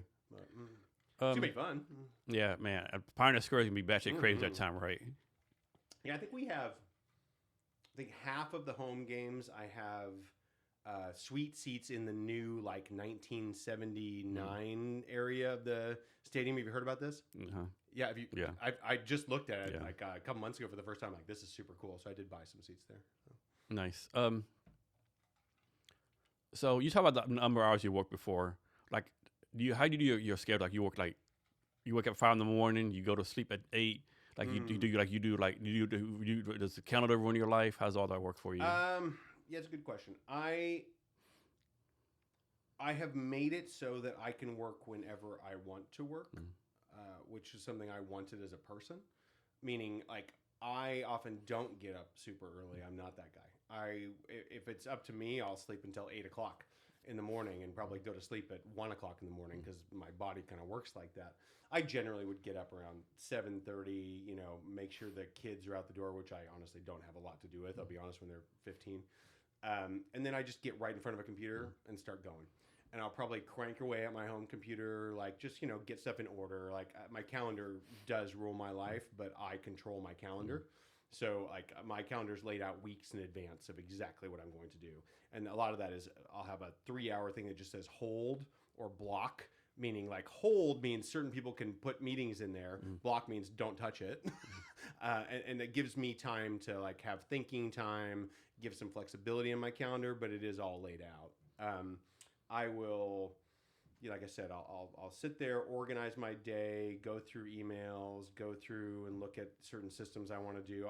I'm responsible for all the finance and accounting, and I like that. So I'll just make sure like all the QuickBooks transactions are in order and everything looks good. Look at our, P&L report every day just to kind of gauge where things are.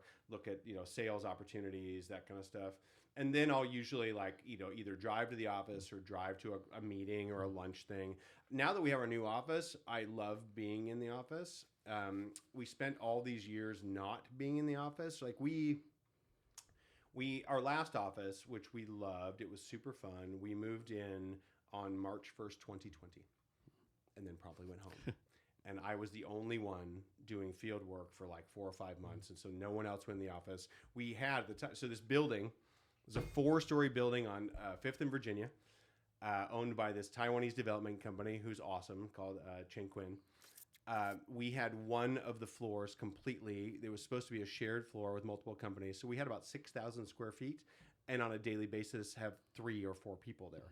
So we had this giant office space, but it just didn't have like a soul to it so much. And the outside of the building was kind of getting dingy, and our elevator stopped working, and it was just an old building that they're planning to knock down and build a 53-story building there. So when we just moved, which was 2 months ago now, I wanted to make the new office super inviting and super fun. It's a cool space anyway. We've got a view of the sound. I put the pool table in almost right away. We have a ping pong table and a dartboard. I've got Sonos music playing throughout. We've got a cool conference room. So I like going there a lot more than I used to. So I've been in the office almost every day. But then, I'll leave there sometimes at 3 o'clock and go home. And so I'll usually try to take a break between maybe 4 and 7-ish and do family stuff and have dinner. And then I often go back to the computer for a couple hours. So like you're a business owner, a parent, a husband, you do all those things. How do you prioritize each role based on the day? I get lucky. No, it's really hard. I mean, it depends on what cycle my company's in. And for me, when we're growing, I'm more involved, of course, right? And if I want us to grow, I have to be more involved, is what I've noticed. Whereas I know I can coast for a while if I want to. Like I went to Europe for 3 weeks with my wife for our 25th wedding anniversary and my 50th birthday. It was amazing, right? We got to go to Iceland and Portugal and Italy and all these things, and I didn't work very much on that trip. But during that time, things kind of have to just coast, right? Because I'm not necessarily driving stuff.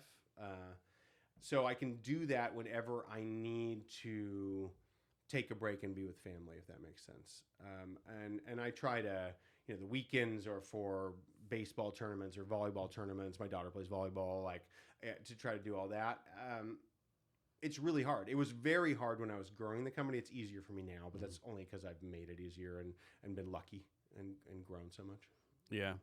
Are there like peak times for your company, or is it like pretty even throughout the year? No, it's peaky.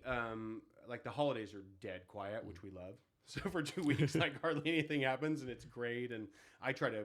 I think for the last almost 15 years, we've tried to give almost everyone in the company a whole bunch of extra paid vacation over that 2 week period. So we want everyone like, hey, work 2 days a week for those 2 weeks and enjoy it. It starts getting busy. It's a very Seattle cycle. It's a very Seattle plus school kids kind of thing. So we'll start getting busy now. We'll be very busy until like May, June, and then summer will just die because it's Seattle and everyone wants to go outside or go on vacation or leave. And then, come September, it just ramps back up right until mid-November, and then it's just, dead from there. So we're cyclical like that. What's the skill you don't have that you want to learn? Wow, that's a great question for me. It's kind of related to the whole, like, what do you want me to buy you for Christmas thing? I'm like, I don't know. If I want something, I just go get it. If I wanted to learn something, I'd just go learn it. Is there something on that list right now for me? I'll go a totally sideways direction with that. I am learning a little more how to take care of myself from a health perspective. I told Jason coming in here, a lot of my friends, when they listen to this, are going to laugh and poke fun at me. I'm doing dry January, right? I'm a week into not drinking at all. That's unusual for me. I do like to drink. I really like whiskey. I'm staring at it on the table right now. But I'm glad I'm doing it. I feel very happy about it. I feel confident in it. I have not taken care of myself very well health-wise. I eat well. I exercise a lot. I just don't think about it. I don't think about like not eating those 5 cookies. I don't think about not having a giant glass of whiskey or having a margarita. So I'm kind of working on that. Like many men, I think my age, I know it's common. I don't necessarily like going to the doctor. It's just not a thing I enjoy by any means. So I'm like, I'm going to go to the doctor, and I know I've got to, do the annual physicals, and I know I've got to kind of catch up a little bit there. So if there's a skill around that, that's what I'm trying to learn right now. So speaking of, what's like all other things you do as a business owner, right?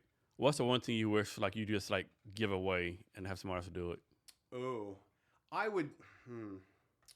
Well, I've tried to give away the sales aspect of our business, and I'd love to be customer facing. I think that's super fun, but I'd rather do it in a, yes, we're hosting an event at the stadium and I'm the MC kind of way than I'm going to go represent our business and try to close a sales deal. It's not that I don't like to do it. I just would like someone else to take it over. It's hard. And I think like we are of a size now that we can start affording like dedicated sales reps, like SDRs, right? And I think that's where we need to go, soon to have, because myself included and my business partner who is doing the sales right now, we don't like to do cold calling at all. We don't want to like take a list and call down that list. I've done it. I would do it again, but I don't want to do it. So I just want to hand off that sales cycle completely, but have a sales process that's developed that's actually leading us to more business. So what's your plan for business? Like, you plan like, passing on to your kids, someone acquiring it later on? I assume we'll get acquired. Okay. I think we'll get acquired sometime, honestly, between 2 years from now and 10 years from now. The market is changing very quickly, and I've got an eye on that. I'm watching the M&A transactions that are going on. I mean, it's a day doesn't go by where someone doesn't hit me up about buying the company. But we're not. That's not what we're trying to do. I know you're gonna start something else. You know. Oh, I'll right have to do sunset. something. Okay. I actually would be pretty content not doing very much. I don't know if people say that. I hear people saying, "Well, I get bored." I'm like, I don't know if I get bored. I mean, I like playing games as much as I like working. I mean, I could sit and fucking do crosswords on my phone all day and be happy. And I'd go places. You know, if I'm going to successfully stop working at all, it means it's because I'm literally traveling. I have enough money where I'm traveling the world all the time and seeing new things and hanging out and having fun and meeting people. And I mean, playing volleyball until I literally can't jump anymore and I'm drop dead. But if I stopped right now, I'd absolutely start something else. So we talked earlier about how like being a business owner, starting a business, like it's fucking hard. You work every day. But can you talk about some of the benefits of owning your business?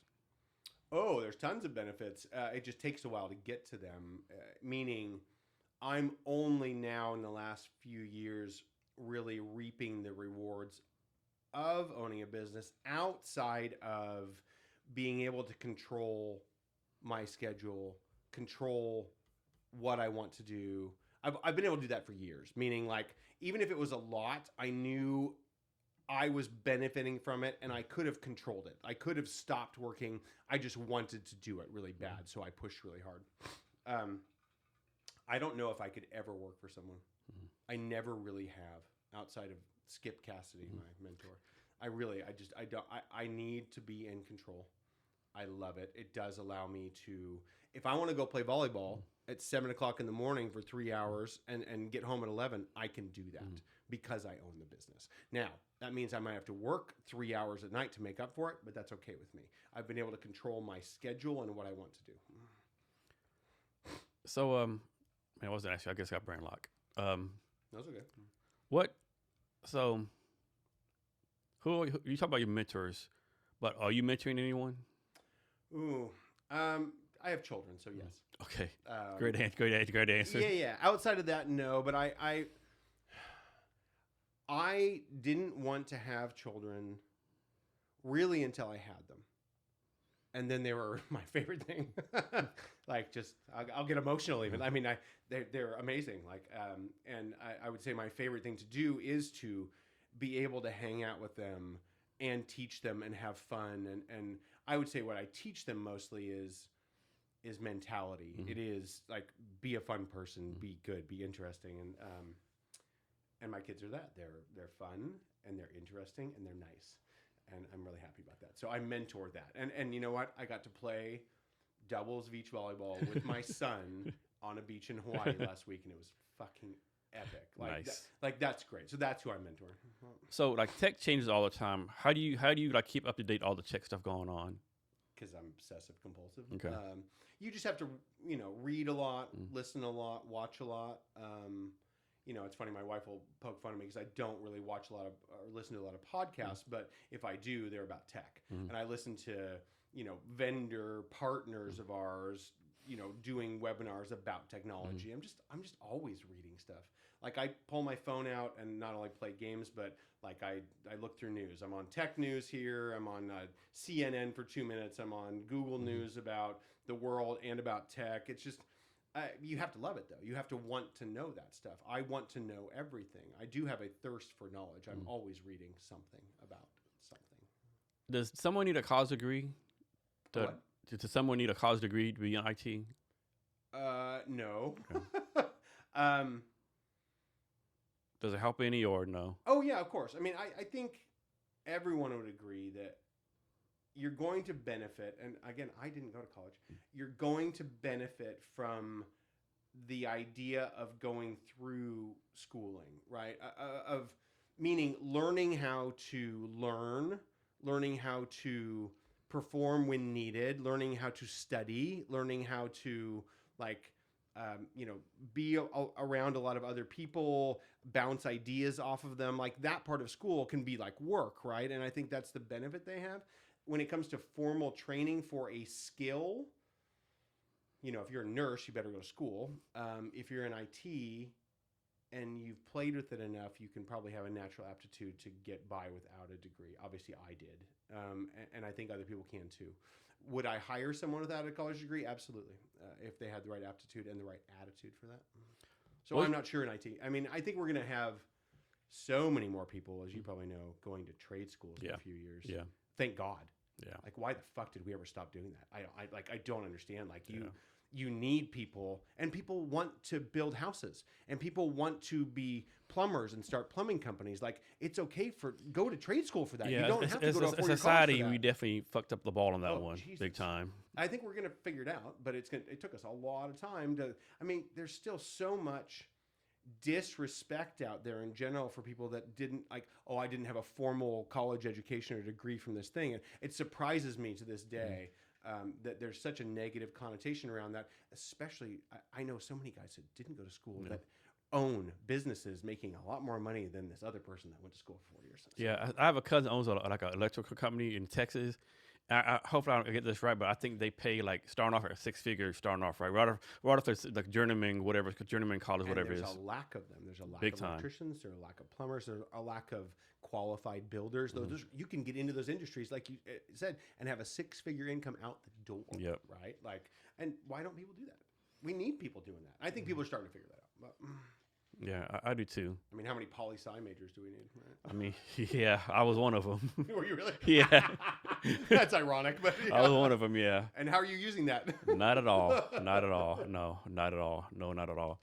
So let's suppose those people that go to trade schools, they end up doing that trade. Yeah.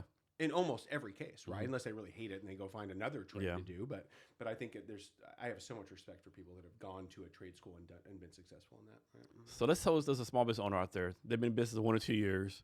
They're kind of struggling. Like, they're trying to figure stuff out. The money's not really right. And it's hard for them, right? What advice you have for them? Get a job somewhere. I two things, right? If you are the right person and you can, in your heart, you can make it work, then you've got to just keep going. You've got to press. You've got to think, like, how can maybe I need to change what I'm doing even a little bit to be more successful in that thing. But if you've been doing it for a couple years and it's just not going anywhere, you have to ask that hard question, should I be doing this? And going along with that is the question that, someone would have asked me, like, hey, could you go work for someone? I'm like, nope, don't want to do that. Well, then you better figure out how to be successful in that business. I think, you know what helped me a lot when I first started was joining networking groups. I was in a group called Le Tip in 2005, 2006-ish. I met a lot of people doing that became clients that referred me to other even bigger clients. I would say it really helped me make my business. So don't discount doing a networking group. I'm in a group right now, which I just joined again after 20 years, called Provisors. That group's made up more of seasoned individuals, right? It's not for a new business. It's someone that's been doing it for 10 years, 20 years in very niche businesses. But there's all kinds of different versions of networking groups. Absolutely. If you're struggling, especially to find clients, go get into a networking group. Go join, participate, try to align yourself with other small businesses that complement you to try to bounce referrals off of. I did really well doing that 20 years ago. So of all those skills you have, what do you think is the number one skill that's made you successful? Drive. Yeah. I don't stop. And I don't want to stop.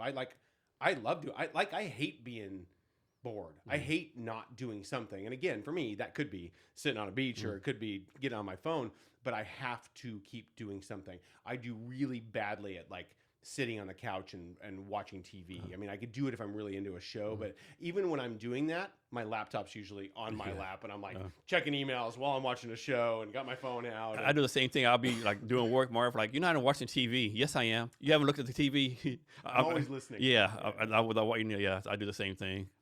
We have it at our house that my wife knows there are certain shows I can watch while I'm doing that and certain ones I can't. I'm the same way. Totally. My wife, some shows I have to be into. Yeah. But, Yeah, because sometimes I'll my wife's it says TV. Let's watch my show. No, your show's like it does something to my ears or it unfocuses me, whatever. Yes. Or it's a show that I have to focus on, so I can't multitask. And there are times when I want that. Yeah. Usually that's on the airplane. Like I fly a lot, and I like to fly, and I'm a princess, so I fly first class. But I sit in that chair, and I'll work for like an hour or two, and then I like get my iPad out, and that's when I can actually drown in a show. I was watching Pluribus. Have you watched Pluribus? Not Oh my yet. God, crazy show. Okay. Apple TV, you should watch it. So I watched the entire season on the plane flights from Hawaii and back. So when you started your business, were you already married? Or you got married after you started the business. About the same time. So talk about this. I think a lot of people don't get this right. Like talking about the importance of like the people around you supporting you, right? Oh, yeah. I mean, I never would have made it without the people around me supporting me. And that's, my wife, of course, has always been incredibly supportive. We've been married for 25 years. That was last October. And been together close to 30. And yeah, I mean, she didn't give up on me. And I think at times maybe she should have, but she didn't, which was great. And so that support's important. Family support was important for me. I think, especially in my, later years, both of my parents have always been very supportive. I've always had a lot of friends. I don't say that to boast. One, as we've talked about, I love people. And I like to do things for people. And I definitely don't think my friends are around because I do things for them, but I like to appreciate them. And I think it's partially because when I didn't have money, when I wasn't doing well business-wise, my friends definitely did support me in many different ways, including making introductions. Like I have a lot of clients that are through friends. I have a lot of clients that are friends, and whether that was before or after. But yeah, support is critical. If you don't have a support network around you, you're not going to be. I never would have made it. So. And like on average, how long do your clients stay with you? I think some stay with like 20 years plus years, right? We don't tend to lose clients ever. The only time really we lose clients are if they're acquired by a larger company, if they go out of business, or if the relationship is just not meant to be. And we've had those scenarios, but in all of the at least since 2008, which is almost 20 years, like the only clients we have lost from a not working perspective, that's probably like 5. Okay. They just tend to stay with us forever. And I hope it's because we do a really good job, but I think it's also because I care I won't let it fail. That's a very me thing. Like if I think there's something going on and it's wrong, I'll just put all my energy into saving it, into making sure we don't lose it. I did have this one law firm client. I no issue with law firms. I like law firms. This was a client that we kind of acquired through a weird method, meaning we hired their IT person, had them as a client. I thought it went pretty well until they replaced their HR person, who then was our primary contact there, and it just wasn't a good fit, hard to deal with. I actually went in and talked to the chairman of the board at that point for the law firm and told them it wasn't working anymore. I kind of tried to fire them, and she talked me out of it, and then 3 months later they fired us. And it was kind of like, okay, like that's a good thing. But So how will this work? Right? Like, suppose you had a company been to you like, we'll say 15 years, right? And they come to you and say, hey, Tait, like great relationship, whatever. We love you a lot, but we decide to move on. No, nothing against you. The price is about the same. We just decided to move to a different company, right? it'd be painful. Do you try to like give them a sweeter deal, try to keep them on some kind of way? I would do anything in my power to keep that. I think given the way we are structured and how our communication does go, they would have come to us before that was the case. But I haven't had that scenario. If it happened, yeah, I would almost to the point of begging and pleading. Yeah. I'm not that proud.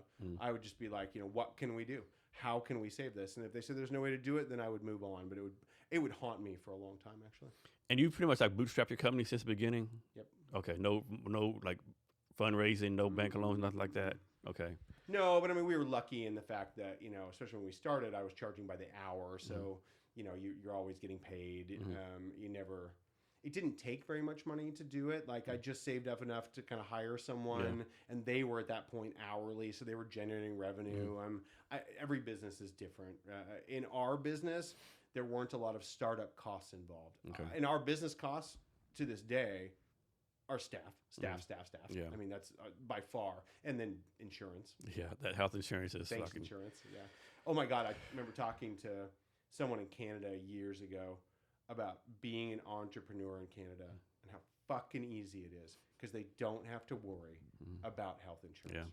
You know, you can just start a company and not think of, oh my God, how am I going to pay for health insurance for my family while I'm starting this company? They just can do it. Like, why can't we figure this out? Somebody's quote that I loved, it was like, universal healthcare is so hard that only like 95% of industrial countries have it. We're like the anomaly. Like, why can't we figure this out? It's all money. We know that. Yeah, I know. Like, I'm not a social either, but I disagree with the fact that you only have insurance. You work for a company. Right? It has to be somewhere you're like, where Jason, if I get fired from a company, I still keep my insurance. You don't have to be a socialist or be a socialist country to have universal healthcare. Yeah. Other countries have done this. Like, why do we think we're so unique and it's so hard for us to do? It's absolutely, like, I don't think having, nationalized universal health care has to mean you're a socialist or a socialist country. That just should be something we provide. We provide protection. We provide police services. We provide fire services. Why can't you provide medical service? It's all about the money, and we all know it, but no one talks about it. Definitely, whenever someone says, I'm a socialist, like, does your town have a fire department? You have a school system? I mean, yeah, Yeah, I mean, we're obviously a social capitalist type of environment and more bent on capitalism here. But, I mean, Canada, like, to that point, is not much more on the socialist side, but they're enough where the people are actually happier. Yeah. But they can still be successful. I think Australia does pretty well. UK, I mean, all these. I love Europe. We haven't talked much about Europe, but I do think my wife and I will spend at least a few months a year in Europe once the kids are out of the house. What town in Italy did y'all go visit? We went to big ones, well, kind of this time. So let me give the whole trip. I'll do it pretty quick.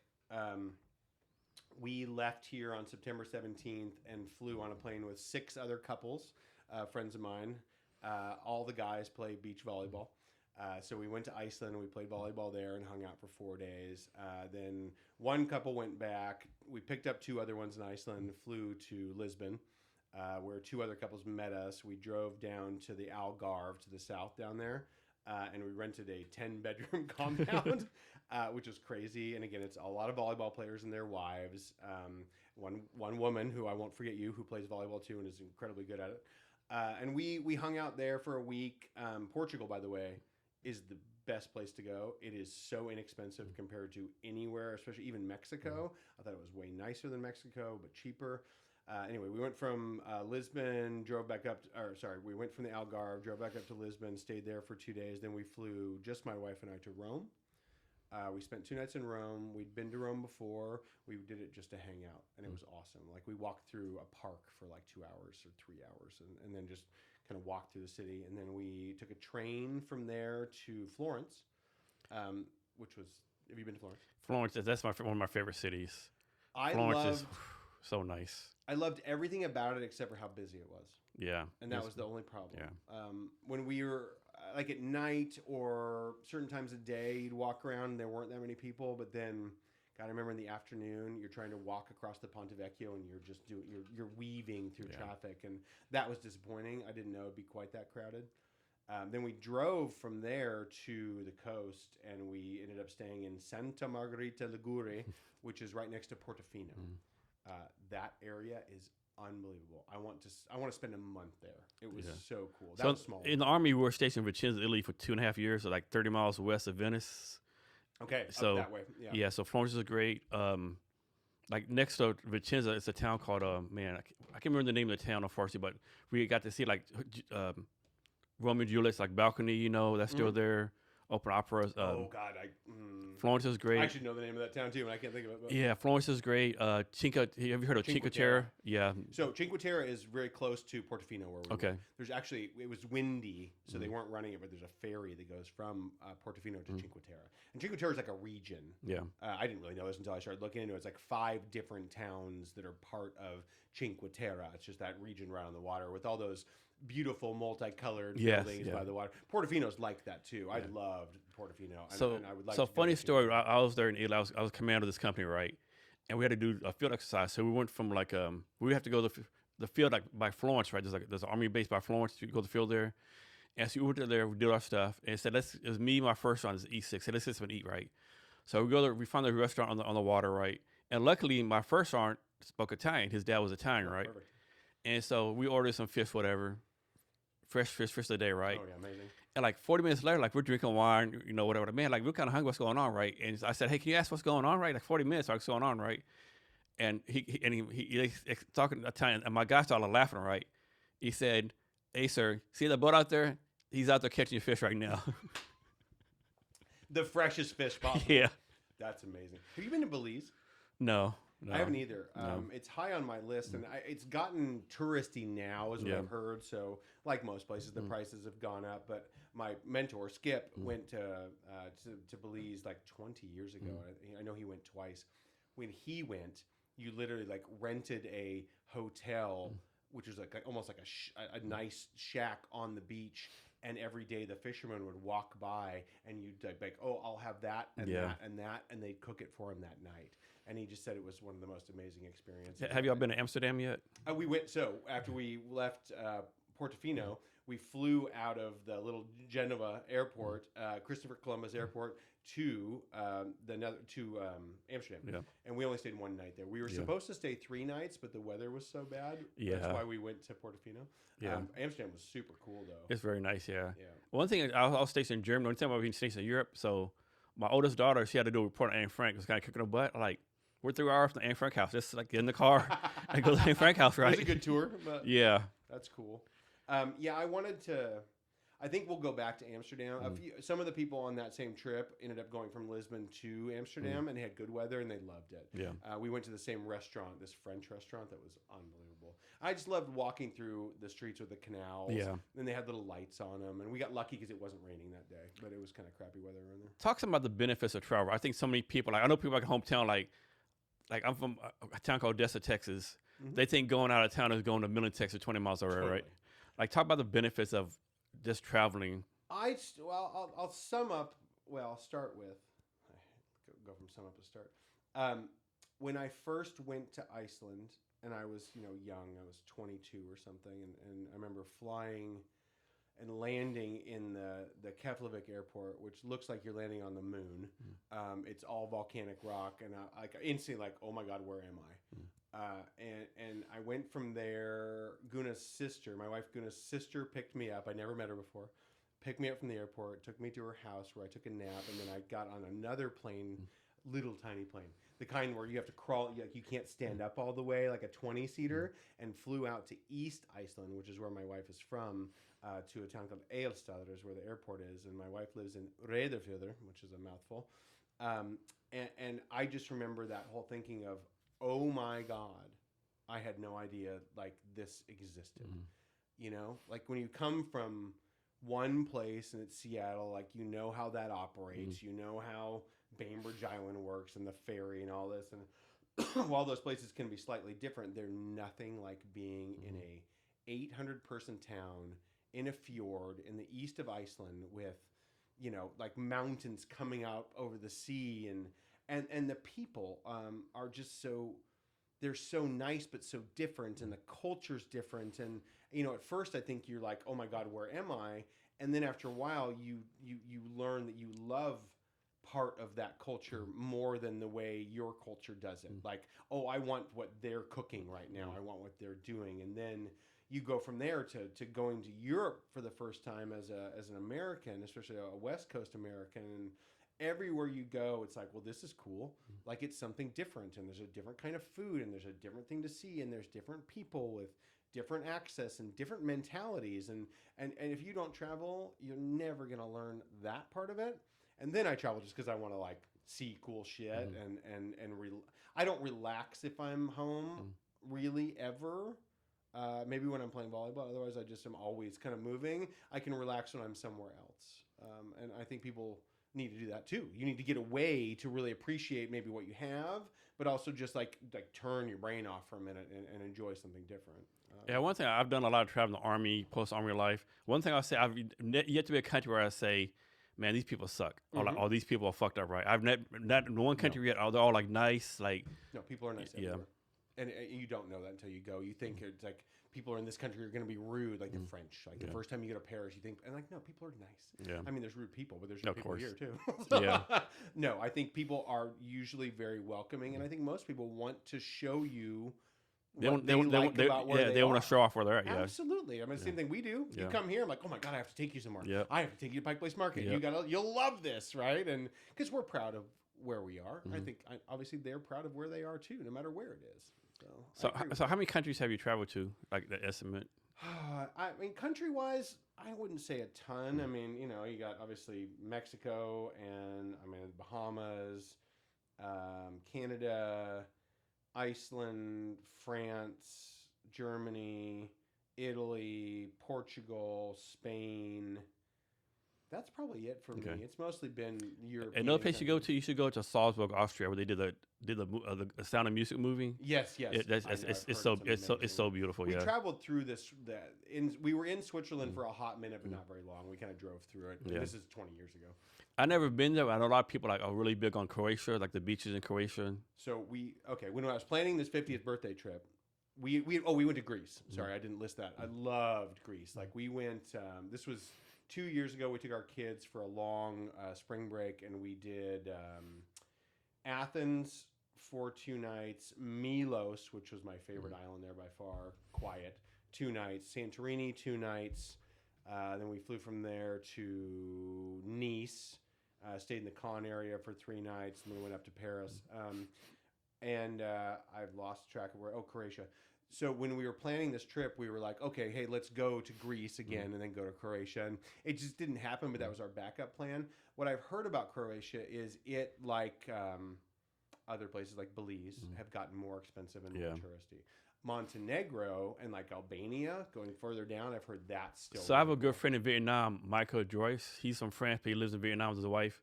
He told me like Montenegro is like the best place they've been to. It looked fun. They're like, Almost yeah, went there. he's like just as beautiful. Everything else in Europe, half the price. Totally. Yeah.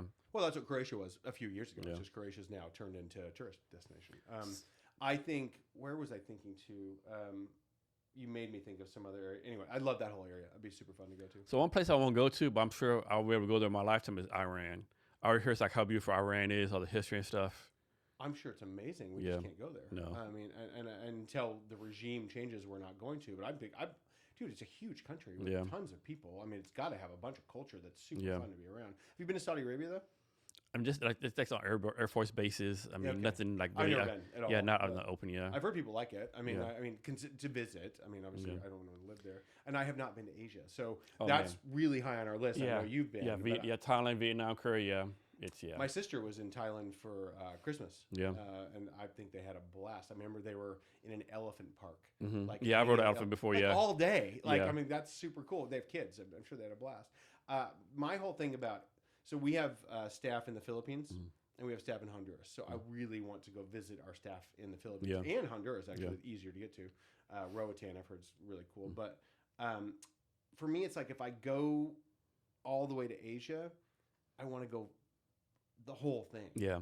And I think in my head, it's like, and this stops me, but once the kids are out, like I want to fly from here to Hawaii and then go like Hawaii to Tokyo. Yeah. And I want to see Singapore and I want to go to Vietnam and I want to go to Thailand. Yeah. And then I want to go to like Bali and the Philippines. And then I want to go to Australia and I want to do the whole thing. Yeah. And that's a big trip. But Yeah. It's a lot of fun Someday. over there. A lot of fun. Pretty cheap. what was your favorite part? Oh man, I'm a big fan of Vietnam right now. Yeah. Yeah. It's How many like times you been there? 3 times. Yeah. Yeah. A lot? Yeah. It's a lot of fun. What do you like the most? The people like I'm from Texas, like born and bred Texan, and my biggest comment is like to me Vietnam is just like being in Texas. Is it? Yeah, like hospitality, the food, friendly. the people, yeah, friendly. I've And, heard that too. and like And very inexpensive too. yeah, I'll be there like somewhere like just probably too drunk that I should be at 4 a.m. some random neighborhood like man I feel pretty safe, right? I've heard that. Yeah. It's very safe. Singapore is like the safest place on the planet, right? But Yeah. there's a lot of. I think people from here don't always realize how safe, friendly, comfortable that part of the world is. And I've not been there. Like I just know from hearing from Yeah. people like you that you should go there. We should all go there. It's on Yeah, the list. it's so cheap. Like you get a beer for $1. Crazy. Like I had an apartment, a 1-bedroom apartment. Like they would come clean it twice a week, change the bed once a day.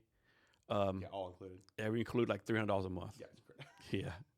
And people think, man, like, how can you afford paying $10,000 for a plane ticket? It's like $500-600. Yeah, who cares once you get there? Yeah. The hardest thing for me is going to be just the. I mean, I've done it before, but the 20-some hours of travel is always painful. That's why I'd like to split it up. That's why my whole vision is I go to Hawaii first for a couple days, and then I fly over to Tokyo for a couple days and make my way down there. Yeah. So we talked about your company some already, but you go into more detail, like how the company got started, what you're focused on now, and your vision for it going forward. I mean, we talked a lot about how it got started, only, how I started it. And I think, the timing was right, as we've talked about before, meaning the economy was ripe for it. People wanted to outsource stuff to save cost. Again, I think we're in a cycle that we're back there again right now, where people do want to shed cost again, and they're thinking about doing it via AI, et cetera. So to answer the other part of that question, like where we're going from here, we have to be focused on utilizing the same AI tools that everyone else is in a better way that helps our company move forward and get more efficient. So we can provide more services to our clients without increasing that cost or that price to them, especially now. I think we have to continue learning, growing. Don't take our finger off the pulse and watch out, for being replaced by, better, younger companies if we get complacent, if that makes sense. You mentioned earlier that y'all use Copilot. So why Copilot versus all the other options out there? Copilot's the easy one for us included. I like the way Microsoft has thought about security as it comes to Copilot and keeping the data inside of that 365 tenant. Us as a Microsoft shop primarily, it was easy for us to turn it on, use it, and understand how it's secured. So that was a good starting point. I don't think it's a great, AI tool. I mean, the Chat GPT is much better at it, Grok and all those, than at that kind of stuff. I just like the basic tool set and how inexpensive it is, meaning every meeting we have, we record using Copilot. It spits out the stuff. I can open Outlook and go, hey, Copilot, what do I need to look at right now? It'll tell me that pretty easily. It's just ease of use and cost. That was why we started doing that. So talk about this. What do you use? ChatGPT and Grok use. Sometimes I use Claude. Just depends. Yep. Yeah, I've heard. I have not used Claude at all, which is funny. But have you tried out Notebook LM? What is it? Notebook LM. Oh, no. I know. I think the name, but so it's crazy. Suppose you had a 50-page document, right? You can upload the 50-page document into Notebook LM, and it'll make a podcast of it, right? So you have two people talking about it, right? And what's crazy is I heard this. You can push button. You can push button and say, hey, can you redefine whatever? Yeah, but the whole thing you're talking about, which I think is amazing, is you can learn through hearing a conversation about a thing. Yeah. And people learn. I mean, I learn really well that way. Yes, yeah, me too. Way rather do that than read a book. Yeah. I mean, for retention. Yeah. It's like I've read a bazillion books. I love to read. I don't retain it forever. Yeah, I don't either. I watch a movie. Yeah. I'll never forget it. Yeah. I'll remember every scene of that movie, but I'm a very visual learner. So. The fact that it's just instantly, you say, hey, tell me about this, and in real time, it's really does cool. it. Yeah. That's called Notebook LM. Yeah. Oh, yeah, I got to start using that. Yeah. There's so many cool tools, right? I know. Oh, my God. So talk about this, right? What's it called where, I kept the term, where tech advances every 18 months or something? Oh, it's way faster than that now. Is it? It's exponential. Yeah, But yes, I would say, given that I've been in tech for 30, almost 40 years probably, that cycle, like I said, it's increasing. It is exponential. I mean, it's kind of like the human race, right? I mean, what was I reading? I was reading this whole thing about how, obviously food production was our whole thing for 50,000 years. And then the last 200 years, been okay, we got food figured out for the most part. And then the last maybe 100 years, everyone, well, at least 90% of people have food figured out. Now we can go do something else. Yeah. And so then we start going, oh, what can we invent? What can we do? And now it's the point of, well, we're just increasing at this rate that it is like this. So I think everything is advancing at a 6-month or faster level right now. I think that's going to get faster, meaning it's all going to be focused on AI right now and what AI can do. And AI is huge and broad. Like I said, robotics has got to be a part of that. And we all want a robot in our house to do shit. Yes. All of us do. Yes. We've thought about it since we were kids. But it's going to change so fast. I don't know how we're going to keep up. Can you talk about this? We've gone from Pong to AI robots in a home in 50 years, right? Yes. What do you think is gonna happen like the next 50 years? Fuck, Like, I have no idea. yeah. If we don't, kill ourselves or blow ourselves up, which I worry about. I think we should finally, if we are successful in this, we can ideally get to a point where we harness some kind of fission or fusion to create energy, to create free. And once we have very inexpensive or free energy, then the cost of everything goes down so much that we can start thinking about building, spaceships and actually successfully going out into the universe and looking at stuff and maybe finding a way to create a drive to get us to the stars. And I actually think we could do that. I do. I read a lot of sci-fi, but I think we can actually do that. I said some podcasts before. I think in 5 or 10 years we're gonna have like space hotels everywhere. I think we usually could, maybe 10, 15 years.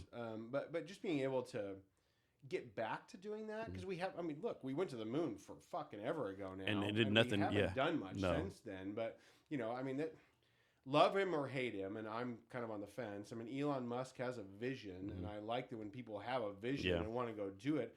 I think we'll get to Mars, and we get to colonizing that, and hopefully other things around us.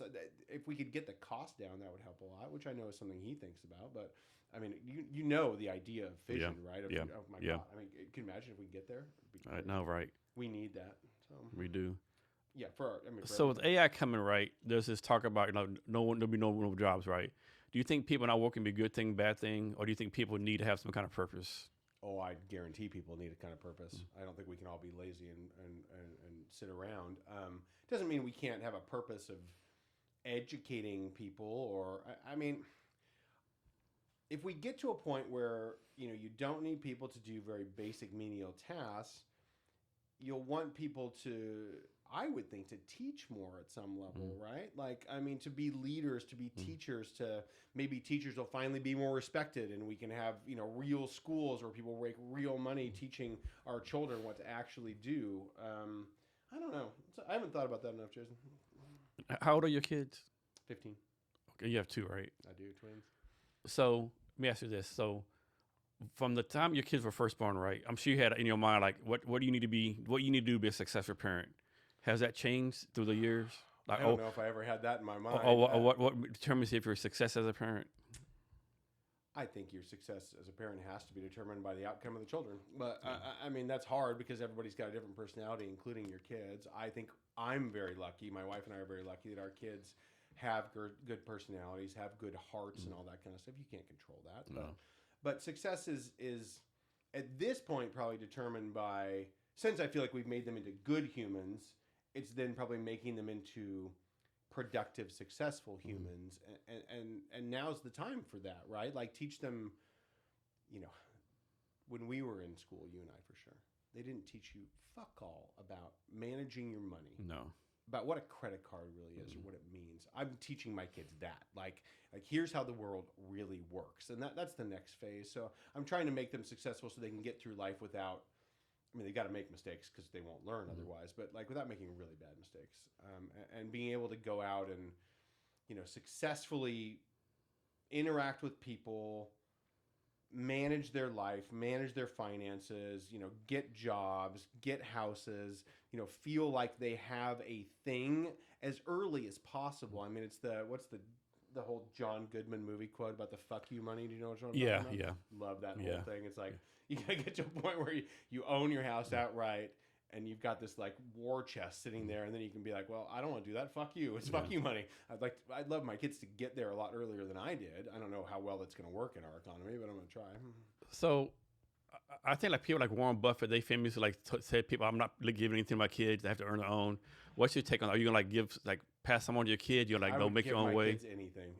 Personally, I mean, I don't feel like that. I do understand from a not that I can understand a billionaire, but I can understand from a billionaire's perspective of like, I want you to do this on your own. I don't want you to be gifted this.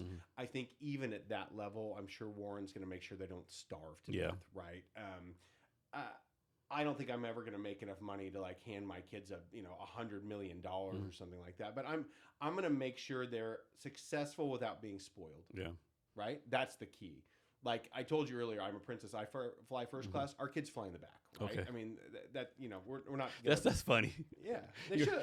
Make you like fuck them kids. Get your ass in, fuck them kids. Get their ass in the back. Yeah, but you know what I mean. You know why though? I don't Yeah. want them getting used to yeah, that, yeah. right? Because they're not going to be able to afford that No. when they're out of my household, and you don't want that. You want them to like work for it and have a goal. So I have to wonder. I have to bet your kids like in the back, and I have to. I'm sure they tell everyone, yeah, my parent are for first class. We're back here, and people are like, what kind of fucked up parents are they? Yeah, it's a thing. But, no, I love my kids. I'll do a lot for them, but it is the time. I think when they're like between, obviously when they're little, and then between like 8 and 12, 13, you're still like, you want them to experience fun things like being in first class or going on vacations. And then you get to this point where we're in right now where you want them to have fun, but still understand that there's a cost to doing things. And this can't be how they live their life when they're in their 20s. Yeah. And I'm just kind of switching that right now, to be honest. I mean, I want them to have fun, go on family vacations, because I go on lots of tangents. I'm on a tangent again. Once, I have like 3 more years with my kids where they're there all the time, and then you don't spend that much time with them usually after that. I mean, traditionally, and so I'm not happy about that. I love hanging out with my kids. It's going to be hard for me when they're not around all the time, but they have to be successful on their own, right? So anyway, for the next 3 years, I want them to be with us on all these vacations and not just be with their friends all the time. But I also don't want to spoil them and coddle them and give them whatever they want. They need to start working, even if it's at the home. Like you always have to. Not that they don't do this, but always taking out the trash, always cleaning up the house, always all these things that you have to know how to do. Cooking. We've been teaching them cooking lately. So. Have they any idea what they want to do? Have they said they want to be this or that yet, or no? I don't think they know. I mean, of course, over the years they've said, "Oh, I want to be a veterinarian," or "I want to do this," but no, I don't think right now. Okay. And they're both doing sports, which is great, and they're both working at school. They're freshmen in high school too. I hope they don't think they're going to do something yet. To be honest. Did you know what you were going to do when you were a freshman? Probably not. No, Yeah. I was too busy doing stupid shit. Yeah, too busy doing stupid shit, right? So, is there anything I should ask you I haven't asked you yet, or anything else you want to talk about? No, I think I'm probably talked out, Okay. and I love to talk, and this has been super fun. I really appreciate you having me here. I didn't expect to just sit and like talk the whole time, which I think I did. And this thing, you didn't even drink no bourbon. I know. Imagine You how got much me doing that, I'd be probably here another hour. Yeah, but, exactly. We'll hang out again, and maybe I'll bring you some bourbon. But no, this was really fun. I really, really appreciate you having me. So. How can people reach out to you? Very easy. You find Sentry Computing. It's sentrycomputing.com. It's Sentry Computing on LinkedIn. I also happen to be named Tait, which is Tait. There's only one Tait Covert around, which is lucky. I get things like taitcovert@gmail.com and hotmail.com. But the easiest way would be on our website or on social media. You can find me on LinkedIn. If you want to talk, please hit me up on there. I'd love to. Just invite me to connect. So before we get out of here, and you're already talking a lot and give a lot of value, any last minute wisdom or advice or anything you want to talk about? Make sure that what you're doing, you are passionate enough about. Otherwise, you're going to get bored. There's things you can find interesting, and then there's things that you're good at. Make sure that they also make you happy. Happiness is a thing, and I don't want to see anyone, all of a sudden in their 50s, which is a tough time to be there, just unhappy with what they're doing and how they're doing it. Like, you got to have something you want to do. I mean, you got to be good at it too, but just don't get stuck in a trap. So. Tait, thanks for your time today. I really appreciate it. Yeah, thank you, Jason. And to our listeners, thank you for your time as well. Remember to be great every day.